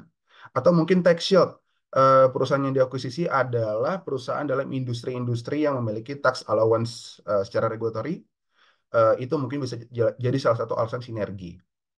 Nah, poin yang menarik di sini berdasarkan report BCG ya, on practical secara average seller sang penjual itu memiliki share yang lebih besar dalam synergy value. Ini menarik karena tesis sebuah acquirer membeli company itu untuk mencapai synergy value bagi group of companies ya kan. Tapi ternyata in practice seller itu cenderung memiliki porsi sinergi yang mungkin lebih besar. Mengapa? Karena eh, kembali ke kalimat awal tadi, sinergi yang lebih mudah diidentifikasi, lebih mudah kredibel itu adalah cost sinergis, di mana ketika seorang seller melepaskan sebagian kepemilikan dalam sebuah bisnis, tentu dia akan berbagi cost di situ. Contoh misalnya, seller adalah group of company, dia majority shareholder, kemudian melepas menjadi seorang minoritas, P&L grupnya tentu yang tadi di konsol menjadi hanya part of minority interest di situ. Biaya-biaya yang tadinya dikeluarkan sendiri mungkin sekarang jadi dibagi berdua apabila dalam bentuk joint venture. Sedangkan dari sisi buyer seringkali mungkin memang sinergi ini merupakan estimasi yang dilakukan untuk menjustifikasi transaksi tersebut, yang meningkatkan harga premiumnya. Yang ketika post deal integration, apabila mungkin tidak ada external advisor yang mendorong dengan baik, tidak ada internal kontrol yang baik dalam menjalankan eksekusi sinergi post dealnya itu, sehingga akhirnya sinergi revenue itu tidak dapat terbentuk. Mungkin boleh next slide. Nah, kalau tadi Pak Badawi sudah mention, Andri sudah mention, dalam anime itu banyak pihak yang terkait, salah satunya external advisor, selain in-house team ya. Ini mungkin beberapa external advisor yang biasanya di-engage dan involve dalam sebuah proses end-to-end untuk menjaga transaksi yang smooth. Pertama mungkin ada lead advisor atau investment banker, ini biasa apabila memang diperlukan. Tapi terkadang juga ada group of companies yang besar yang mereka sudah punya M&A tim sendiri. Aku ambil contoh kalau yang besar itu Tencent, mereka punya tim sendiri. Lazada, Pacific Century Group, FWD Group, mereka punya M&A tim sendiri dan seringkali mereka langsung appoint eh, konsultan-konsultan di sebelah kanan ini. Nah, lead advisor ini apa sih fungsinya? Tentu untuk mengqualify initial list of potential investor atau mungkin potensial target kalau akuisisi, lalu memprepare marketing materials, kemudian approach potential investor, lalu juga auction atau tender proses apabila ini bidding proses ya, kemudian tentu leading dalam sesi valuasinya, valuasi sebuah target bisnisnya, serta mereview dan memimpin negosiasi dalam transaksi. Nah, parti-parti lain legal counsel tentu membuat legal documents, mereview dan juga menjaga transaksi sesuai dengan regulasi. Lalu ada financial due diligence dan juga tentu tax due diligence di sini ya. Menjaga tadi Pak Badowi bilang ternyata ada barang kayak bagus nih pas sudah di deep dive ternyata ini banyak mungkin hal-hal red flag yang membuat company ini tidak cocok untuk di-acquire. Lalu tax consultant ini tentu melihat tidak hanya berapa utang pajak dari target company, tapi juga sebesar apa exposure pajak terhadap sang acquirer atau sang penjual. Misalnya sebagai acquirer nih, tax consultant, kalau yang pasti kelihatan kan capital gain tax ya, pajak atas peningkatan nilai saham. Keluaran bayar itu ketika terjadi kan tentu ada saham yang harus tax yang harus dibayarkan apabila ada premium atas sebuah saham tersebut. Makanya tadi mungkin Pak Badoy bilang cenderung memberi harga diskon gitu supaya capital gain tax-nya tidak terlalu tinggi apabila itu memang affiliated company. Ini sering terjadi di grup-grup seperti Lipo, Sinarmas, ya itu common sih di sini. Kemudian independent appraiser atau KJPP. Tentu mungkin beberapa perusahaan terutama di Indonesia, kalau kita ngomong deal-deal yang flagship itu kebanyakan dari SOI ya, dari BUMN itu memerlukan sebuah stempel tentunya fair value bahwa ini adalah nilai valuasi yang sesuai yang sudah uh, dilakukan oleh KJPP yang bersertifikasi. Lalu mungkin ada relevant consultant di sini maksudnya apa? Mungkin bisnis consultant untuk post deal integration atau mungkin industry specific consultant. Misalnya kalau akuisisi perusahaan asuransi itu mungkin perlu aktuari untuk menghitung nilai premi dan segala macamnya. Kemudian untuk tech infrastructure perlu ada tech consultant untuk tech DD atau mungkin akuisisi BTS Tower untuk telekomunikasi perlu ada TMT Consultant, itu variasi tergantung dengan dealnya nanti. Mungkin boleh next slide. Nah, ini beberapa key M&A documents yang tadi beberapa kali dimention ya. Ada mungkin termin-termin yang harus kita jaga dalam sebuah transaksi. Nah, ini mungkin beberapa dokumen yang perlu jadi perhatian bersama. Memang ini akan dilihat tentu oleh tim legal nantinya, tapi seorang lead advisor atau atau tim yang memimpin jalannya sebuah transaksi ini juga perlu noted lah hal-hal yang perlu diperhatikan. Mungkin beberapa NDA itu sudah clear ya. Lalu ada Terms of Agreement, itu sebetulnya mirip dengan Head of Terms atau MOU. Proses letter. Nah, proses letter ini misalnya bidding proses dikeluarkan oleh sebuah seller. Ini seller memberikan proses letter isinya kurang lebih step by step bidding prosesnya akan seperti apa, diberikan, didistribut kepada potensial buyer setelah NDA signing. Dan setelahnya biasa disampaikan bersama dengan informasi memorandum atau sedikit company profile atau teaser dari target company itu sendiri. Nah, Head of Terms, MOU, Letter of Intent, ini non-binding dokumen yang disubmit oleh bidder yang tadinya disampaikan proses letter tersebut untuk memberikan tentative partnership atau tentative sale.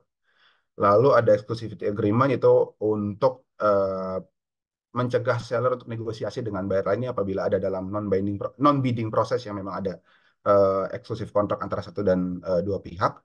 Break fees itu mungkin istilah untuk apabila deal tidak jadi terjadi. Lalu yang sangat penting tentu SPA, Sales Purchase Agreement, itu pembelian saham, atau mungkin kalau bentuknya injeksi ada SSA, Sales Subscription Agreement, dan juga tentu kalau bentuknya joint venture ada shareholder agreement yang nanti akan dituangkan menjadi akta perusahaan.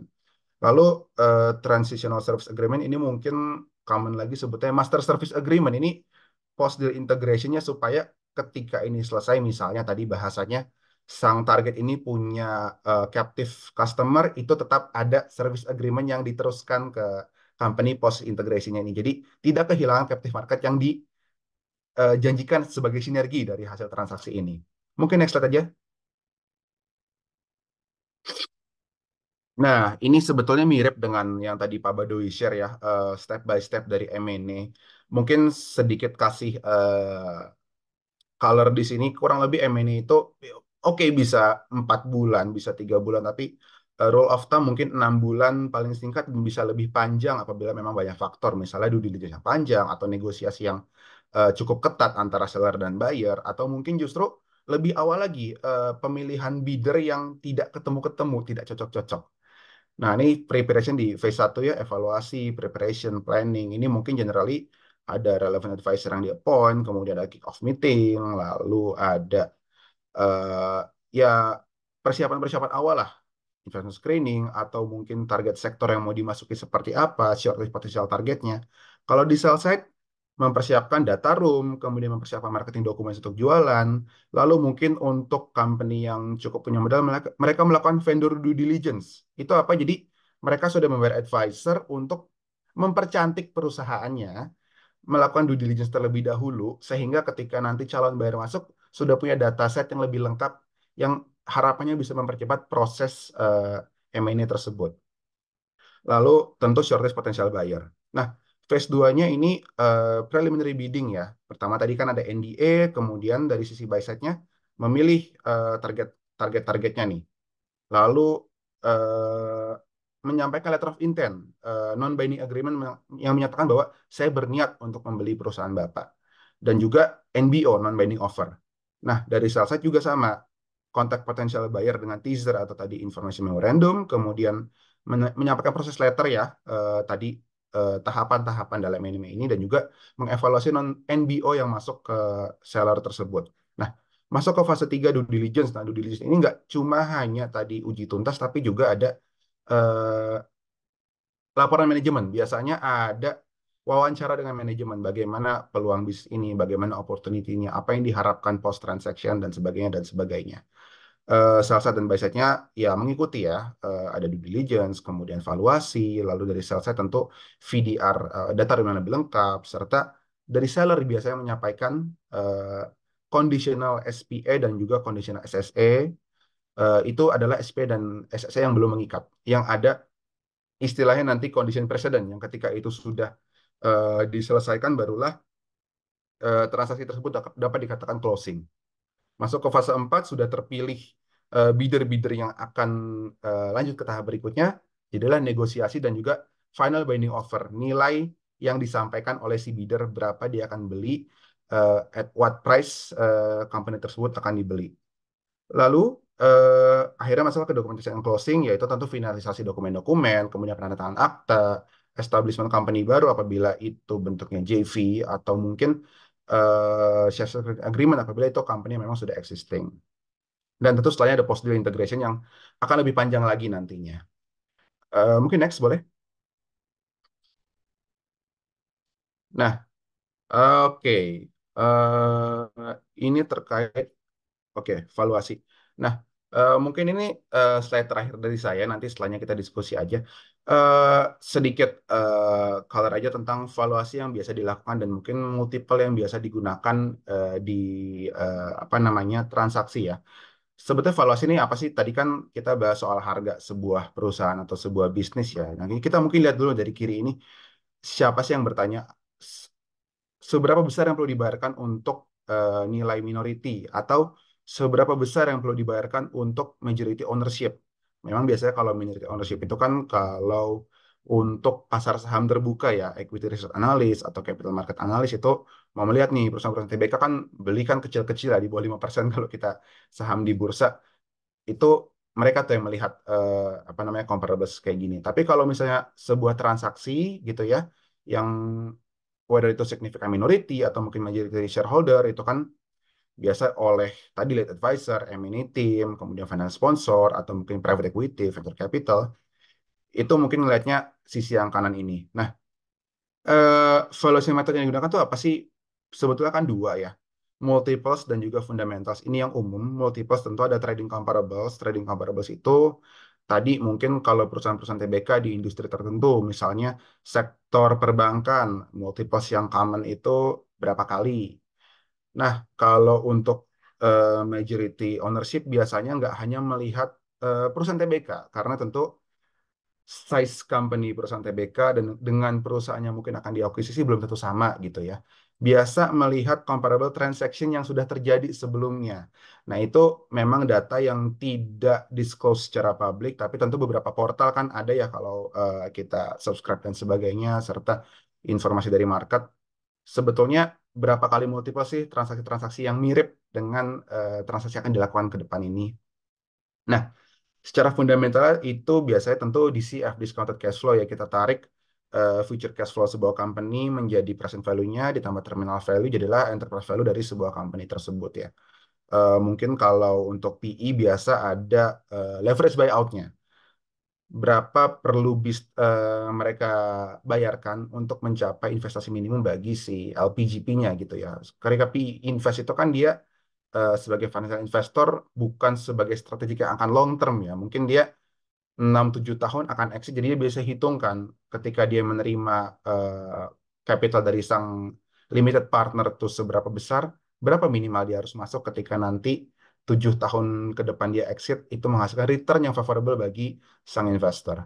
Nah, kalau kita tarik multiples ini yang common nih ada apa aja sih? Sebetulnya banyak, tapi kita coba yang umum itu ada revenue multiples, EBITDA multiples, price to earning ratio, price to book value, dan juga mungkin non-financial multiples.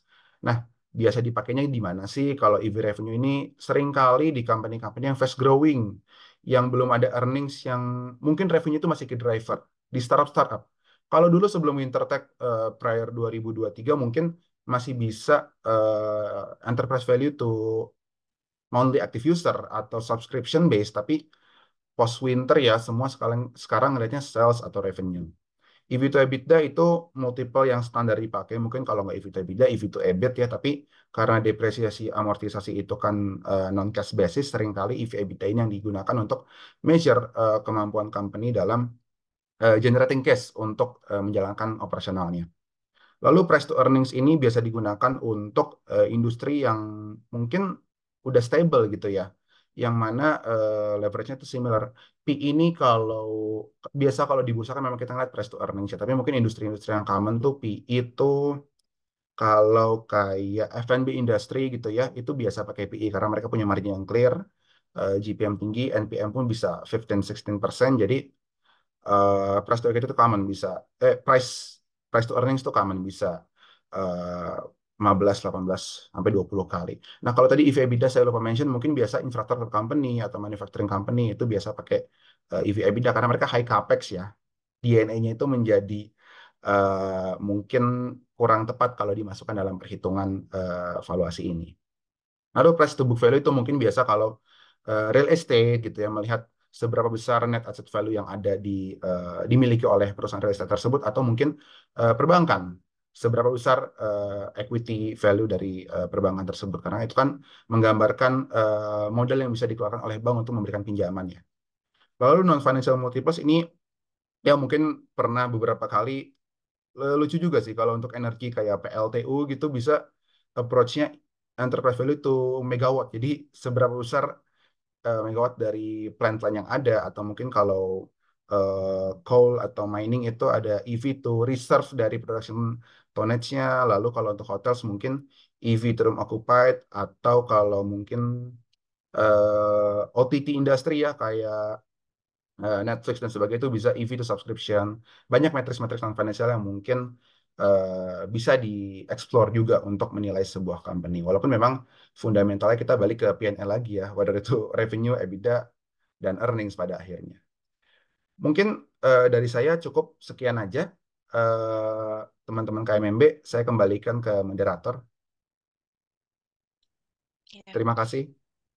Terima kasih juga Pak Audi atas insight yang sudah diberikan. Jadi ini sampai dikasih sedikit preambul mengenai metode yang digunakan dalam valuasi sebelum kita melaksanakan merger, acquisition, and takeovers. Jadi ya kalau dari saya sebenarnya Pak Audi, dari pengalaman saya sebelumnya, metode yang sudah pernah saya pakai itu biasanya DCF. Jadi based on fundamentals. Tapi ya dari pemaparan Pak Audi ini saya juga bisa tahu gitu. Ternyata nggak hanya dinilai dari segi fundamentals, dari multiples itu juga bisa. Jadi ya terima kasih Pak Audi atas materi yang sudah diberikan. Jadi juga mungkin note ya, ternyata mergers, acquisition, dan takeovers itu bisa dilakukan pada tahapan apa saja bisnis itu berada. Jadi kan kalau di manajemen itu kita mengenal ada four stages of business. Dimulai dari introduction, kemudian growth, mature, sampai dengan decline. Semua tahapan itu bisa kita laksanakan merger, acquisition, and takeovers. Tapi kembali lagi, kebutuhan untuk melaksanakan mergers, acquisition, M&A, or takeovers itu apa gitu. Jadi kita lanjut saja pada sesi diskusi ya, tanya jawab. Sebelumnya saya juga ingin mengingatkan pada Bapak Ibu dan juga rekan-rekan jangan lupa untuk mengisi link absensi yang sudah kami sediakan di chat. Jadi nanti setelah webinar ini selesai, Bapak Ibu dan juga rekan-rekan akan mendapatkan sertifikat. Oke, langsung saja kepada sesi tanya jawab. Ini ada pertanyaan dan ini sudah ada ditujukan kepada siapa-siapanya ya. Jadi untuk Pak Audi, apa pendapat Pak Audi tentang penggabungan Gojek dan Tokopedia? Terus kemudian untuk Pak Badowi, apa saja resiko menggunakan aset sebagai dasar aktivitas valuasi or asset based valuation? Ini pertanyaan dari Pak Alfian Satrio. Mungkin bisa dijawab, dimulai diskusinya. Bahkan. Silakan Pak Baduy dulu atau saya dulu Pak? Iya, boleh silakan Pak Aldi. Oke, siap. Ya. Pak Alfian, thank you. Pertanyaan menarik ini. Gojek Tokopedia itu selalu kita lihat sebagai sebuah penggabungan yang besar sekali di Indonesia, ya. Cukup fenomenal ya di Indonesia. Kalau saya melihat, mungkin saya juga bukan orang dalam, tapi itu merger dan akuisisi yang mungkin diperlukan quote by quote dalam arti it's been a long investment both dari Gojek dan Tokopedia sendiri. Eh, saya dulu sempat bantu persiapan IPO Gojek. Jadi ada sedikit lah insight-insight bahwa memang IPO Gojek ini kan sudah mundur. Terakhir tuh kalau nggak salah April 2022 ya. Saya jujur lupa karena saya udah exit, tapi eh, cukup timelinenya tuh mundur hampir setahun, dan itu adalah sesuatu yang sebenarnya udah diskusiin from mungkin 2 tahun sebelumnya. Nah, eh, saya mungkin nggak terlalu tahu dari sisi Tokopedia, tapi yang dilihat dari investor Gojek adalah bahwa memang eh, investasi mereka cukup panjang di sana, traction sudah mulai meningkat memang. Mereka sudah menjadi market leader juga di Indonesia, debatable ya dengan adanya Grab. Tapi eh, untuk mencapai nilai sebuah exit itu ketika dilakukan preliminary test ke market ternyata belum se-favorable itu untuk pricingnya. Nah, ada dorongan dari investor-investor yang melihat bahwa perlu ada tadi bahasa Pak Badowi saya pinjam vertical integration-nya Pak. Bagaimana Gojek ini sebagai fokusnya 3PL bisa membesarkan bisnisnya mungkin instead of harus bisa bangun bisnis baru kan mereka punya banyak SBU ya business unit mereka bisa merge dengan player besar lain Tokopedia. Nah di sini kan sebenarnya ada sinergi dari Gojek itu sebagai captive logistiknya Tokopedia dan Tokopedia juga captive marketnya Gojek untuk pengiriman-pengiriman ya.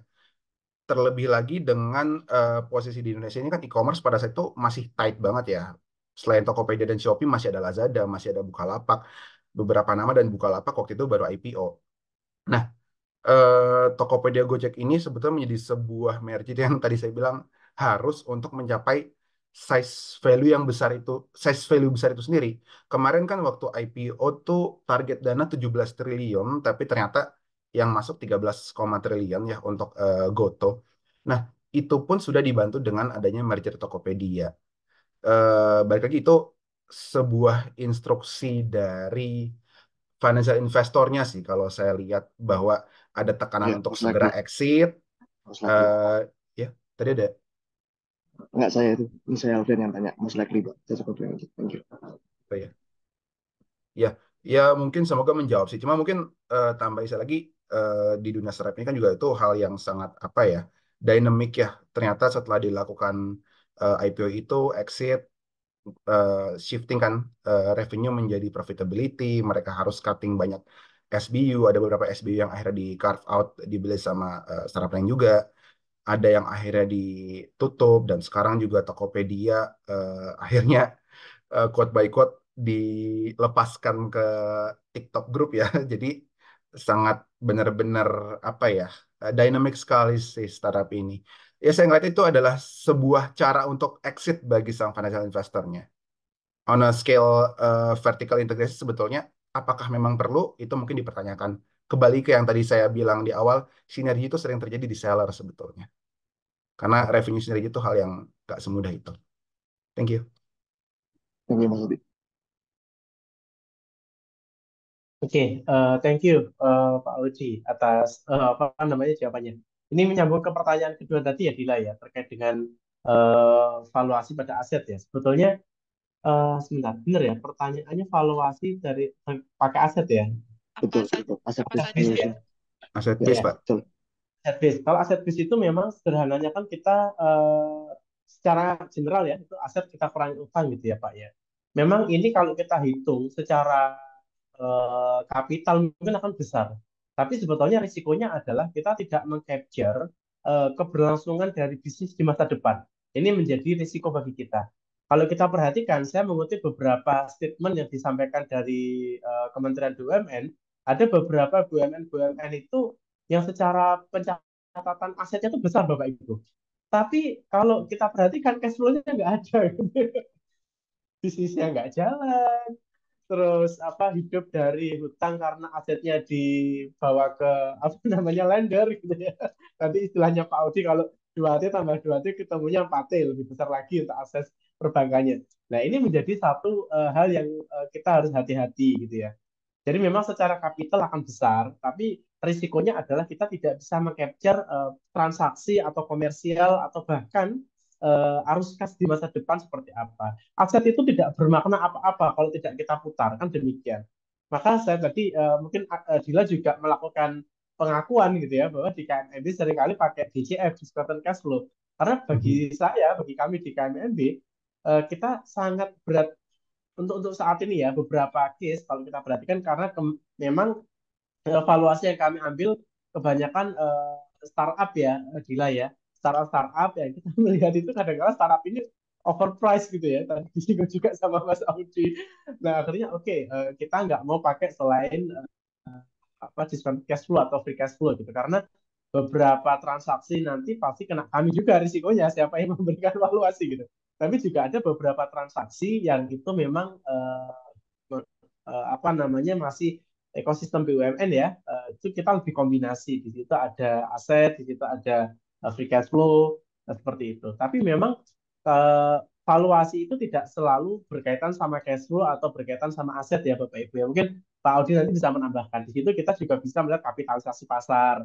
Ada beberapa startup yang aplikasi itu yang divaluasi itu malah kapitalisasi pasarnya gitu. Nanti kalau dilihat di apa Gojek itu atau sejenisnya, biasanya kan kalau kapitalis pasar kita mau IPO, contohnya tadi ada pertanyaan sebelumnya saya lihat di chat itu soal Aqua Danone itu ya, itu pakai kapitalisasi pasar, mereka IPO gitu ya. Nah nilainya ya soal berapa lembar saham yang mau di-issue, apakah split share atau red issue, kemarin terbaru beberapa IPO itu dia split share gitu ya, karena owner mau ambil duit untuk nggak tahu untuk apa gitu ya. Nah itu juga bisa dilakukan. Atau juga pakai pendekatan nilai perusahaan. Nah, nilai perusahaan itu sederhananya ya hutang ditambah ekuitas dikurangi dana tersisa gitu. Jadi benar-benar kita tahu existingnya itu sebetulnya nilai perusahaannya berapa. Tapi existing saat ini. Tapi kalau tadi discounted cash flow, kita melihat transaksi arus kas di masa depan. Nah, itu lebih real secara kesehatan apa namanya kalau tubuh kita itu kesehatan darah kita gitu ya. Jadi tidak ada penyakitnya untuk apa namanya untuk kedepannya. Bayangkan kalau darah kita sudah ada masalah TG, ini udah umur 30 ke atas ini ya. Ada masalah kolesterol ya, pasti ijel ke depannya akan terkendala gitu kalau arus gasnya menjadi masalah. Tapi juga ada beberapa transaksi itu menggunakan pendekatan revenue, tapi jarang ya. Jadi revenue itu dia biasanya untuk produk-produk yang produk base, yang retail, yang transaksinya volumenya banyak. Itu kemarin saya diskusi sama klien ya Andri ya terkait dengan beberapa perusahaan yang memang dia memvaluasinya itu dari transaksi. Jadi duitnya yang penting muter dulu. Nah, ini juga menjadi cash flow. Contoh kasus ketika grupnya Lipo membeli Matahari Mall ya, Matahari ya waktu itu ya. Ya karena di Matahari itu transaksi cashnya besar sekali gitu ya. Dan itu bisa menjadi salah satu pertimbangan kita memvaluasi atau sebelum kita beli perusahaan gitu dari transaksi produk dikalikan barang harga produk dikali jumlah quantity dari barang karena itu kaitannya cash flow ya mungkin itu dari saya Dila kepada penanya tadi ya atau mungkin Oke, Pak dari Dawi, terima kasih. ya Pak Alfian ya dari Pak Audi mungkin mau menambahkan Pak silahkan mungkin dari ada best practice Eh, valuasi. Kalau Cukup aku sih Pak. pribadi, aku kan untuk sekarang portofolionya memang lebih ke startup ya. Jadi sebenarnya valuasi itu semacam agak membingungkan di kami, apalagi kayak eh, kita bicara aset atau kayak cash flow, itu banyak banget yang intangible gitu, kayak IP license. Nah, itu sering terjadi ketika kita kedatangan investor atau angel yang dia ingin melihat itu secara sisi konvensional. Real praktisnya apa, duitnya itu dari mana. Makanya tadi saya tanya memang bagian aset. Lebih ke situ sebenarnya ada, itu jadi pain point kami, terutama di bagian startup yang dia nggak tech ya. Jadi apa solution itu bukan tech, tapi bisa jadi kayak license fee dari knowledge atau apa namanya IP. Jadi memang banyak banget intangible-nya di kasus. Makanya tadi saya tanya itu. Thank you, Mas Adi Pak Cukup. Oke. Baik terima kasih Pak Alfian saya kembalikan ke Dila. Ya, baik terima kasih atas tanggapannya dari Pak Audi dan juga Pak Badawi. Ini ada satu pertanyaan lagi terakhir yang mungkin akan kita diskusikan pada pagi hari ini. Jadi pertanyaannya adalah pertimbangan apa yang biasa digunakan oleh perusahaan untuk memilih strategi merger, akuisisi, atau bentuk perusahaan joint venture? Terima kasih. Mungkin dari pertanyaan ini bisa dijawab oleh siapa dulu nih? Ada tiga nih. Ada Andri, ada Pak Audi, sama Pak Badawi. Saya serahkan ke siapa dulu ya? Ke Andri dulu mungkin dia bisa memberikan insight dan tanggapan terkait pertanyaan tersebut. Silahkan. Baik, terima kasih Mbak Dila. Jadi yang kita diskusikan itu pilihannya ya, apakah kita akan melakukan merger, apakah kita akan melakukan akuisisi, seperti itu ya Mbak Dila. Ya, jadi eh, pertimbangannya apa dulu nih ketika perusahaan ini better milih merger, acquisition, or joint venture gitu. Baik. Nah, Tentunya kita juga yang jadi perhatian pertama kita ya, tujuan kita melakukan aksi korporasi itu apa? Apa yang ingin kita capai atau apa yang sedang kita butuhkan? Kalau kita semisal di yang saya sampaikan di awal tadi, semisal kita sedang membutuhkan sumber daya tertentu atau apa namanya sumber daya tertentu yang kita butuhkan untuk bermain di industri tersebut, maka eh, mungkin akuisisi akan jadi pilihan yang tepat.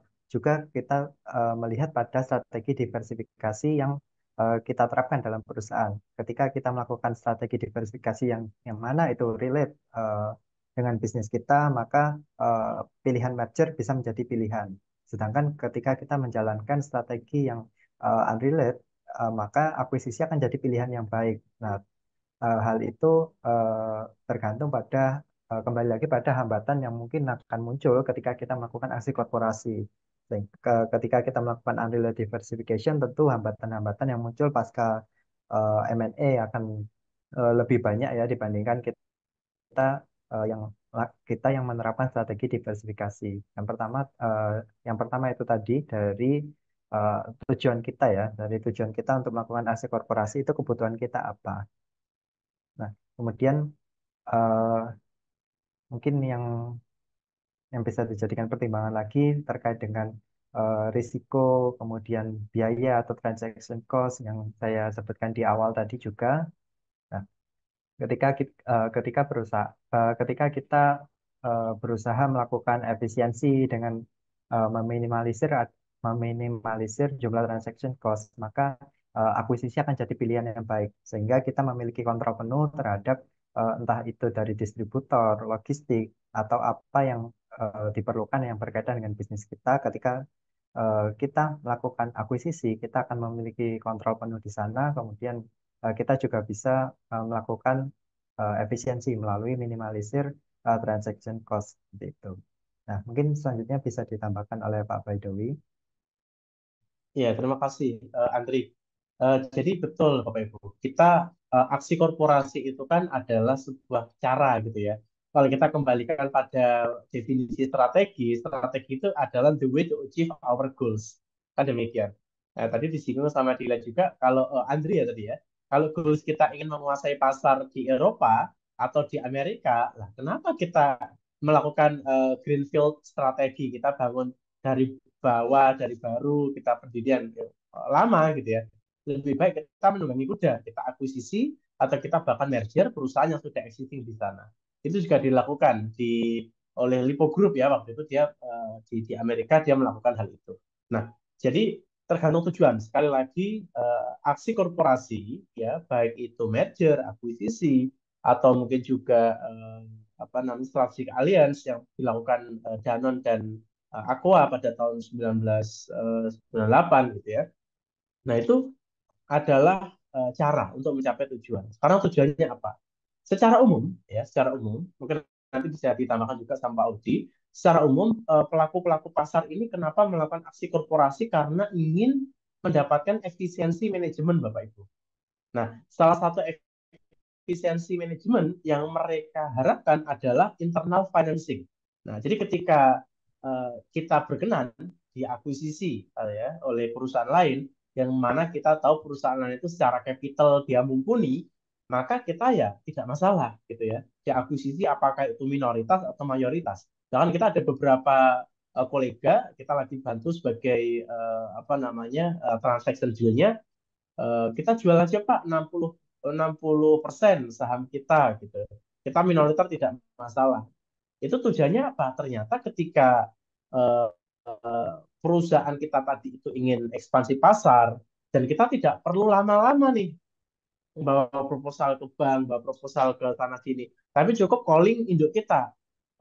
Calling ke induk, kita butuh tambahan dana karena kita mau ekspansi ke sana, transaksi akan lebih cepat sehingga kita tidak akan kehilangan momentum gitu ya. Jadi salah satu tujuan, kalau memang tujuannya itu adalah untuk efisiensi manajemen, ya kita bisa lepas aja, bahkan pengendalinya dari pembeli itu tidak masalah.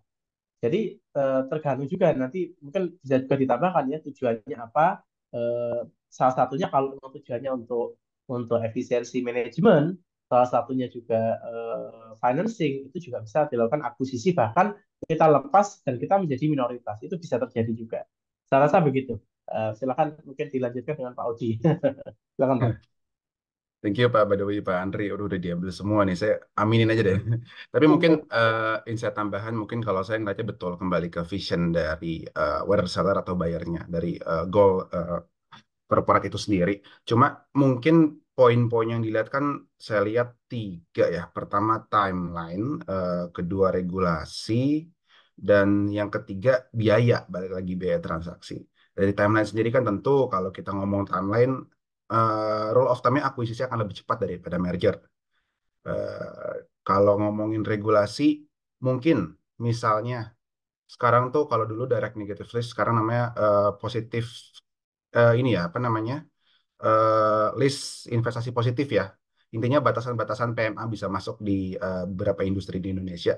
Nah, mungkin yang mereka sebetulnya maunya merger, tapi karena ada constraint tersebut, akhirnya melakukannya akuisisi atau mungkin joint venture. Lalu dari sisi biaya, tentunya kan transaction cost. Kita baru ngomongin transaction cost untuk konsultannya, tentu ketika melakukan merger dan akuisisi akan berbeda. Begitu juga dengan joint venture. Joint venture sesimpel eh, PTA mau cash atau mau inbrand, PTB cash atau inbrand, bayar notaris, jadilah joint venture-nya. Jadi mungkin tambahannya itu sih, hal-hal sekunder yang perlu dipertimbangkan selain tentu visinya itu untuk apa action ini sendiri. Ya, mungkin saya juga ingin menambahkan. Jadi, tadi disinggung soal joint venture ya, sama Pak Audi. Dan kasus juga Bapak Ibu. Jadi, awalnya karena kita punya pasar, kita punya bisnis grup ya, tapi kita tidak punya keahlian dalam memproduksi sebuah produk, Hmm. kita bikin usaha patungan tuh sama perusahaan lain yang punya keunggulan produksi. Akhirnya terbentuklah PT ketiga, joint venture. Ternyata lama-lama perusahaan yang punya modal tadi sisi penuh. Ya. Akhirnya perusahaan yang diajak joint venture melepaskan. Ada juga seperti itu. Jadi kalau tadi istilahnya mungkin di dalam strategi kita juga melihat ini staging ya, Andri Dila ya. Ada staging pertama. Mungkin staging pertama kita joint venture, tapi nanti staging kedua kita bisa akuisisi penuh dan itu menjadi milik kita. Itu juga bisa demikian. Dan itu praktek yang saya rasa sah-sah saja ya, Pak Audi ya, di lapangan ya. Itu saya pengalaman Pak, mungkin kalau boleh tambahan, itu kalau memang niatnya akuisisi. Bisa juga Pak, ternyata si partner joint venture itu ada capital distress. Akhirnya mau nggak mau ada hostile takeover di situ, itu juga common sebetulnya. Whether itu plat merah atau swasta menurut saya ya, harusnya sih. Baik, baik, baik. Ada Ya, pertanyaan. demikian Dila. Ya, saya kembali ke Dila. Ya, baik. Terima kasih atas waktu untuk diskusi dan juga penjelasan dari jawaban atas pertanyaan peserta-peserta ya, untuk Andri, Pak Audit dan juga Pak Badawi. Mungkin untuk pertanyaan lain yang sudah disampaikan oleh Bapak Ibu dan juga rekan-rekan, mohon maaf belum bisa kami akomodir semua karena memang eh, waktu daripada webinar ini yang cukup terbatas dan juga di hari Jumat, waktu itu juga berjalan cepat dan ya ada sedikit jeda untuk ibadah juga. Jadi mungkin untuk webinar series pada pagi hari ini terkait dengan mergers, acquisition, and takeover kita cukupkan sampai sini terlebih dahulu. Bapak, Ibu, dan juga rekan-rekan jangan lupa untuk mengisi link absensi yang kami sediakan di kolom chat. Nanti setelah webinar ini selesai, Bapak, Ibu, dan juga rekan-rekan bisa mendapatkan sertifikat. Dan juga untuk Bapak, Ibu, maupun rekan-rekan, jika ingin recall kembali materi yang sudah kita sampaikan pada pagi hari ini, maupun materi-materi pada sesi webinar series di minggu-minggu sebelumnya, Bapak dan Ibu bisa langsung saja lihat di video yang sudah kami unggah di channel YouTube resmi milik KMMB Management Consulting Firm. Dan saya ingatkan juga sekali lagi bahwa kami mengadakan webinar series setiap hari Jumat pukul 9 hingga pukul 10 dengan materi membahas mengenai strategi dan juga karena kami berkolaborasi dengan Ijma'ans Indonesia. Seperti pada pagi hari ini kami melakukan kolaborasi pertama, materi yang dibahas mungkin ke depannya juga akan berkaitan dengan keuangan dan materi-materi lain yang juga terkait. Mungkin untuk pagi hari ini, webinar pada pagi hari ini, saya cukupkan sampai sini terlebih dahulu. Terima kasih kepada Andri, Pak Audi, dan juga Pak Badawi atas waktu yang diberikan untuk memberikan sedikit insight dan juga materi ya terkait dengan M&A and takeover ini. Dan juga saya harap materi yang disampaikan bisa bermanfaat bagi para peserta. Eh, Oke, sampai sini webinar series pada pagi hari ini, 26 Januari 2024. Saya moderator Bagus Aldila Batubara. Saya ucapkan terima kasih dan juga sampai jumpa pada sesi webinar series berikutnya.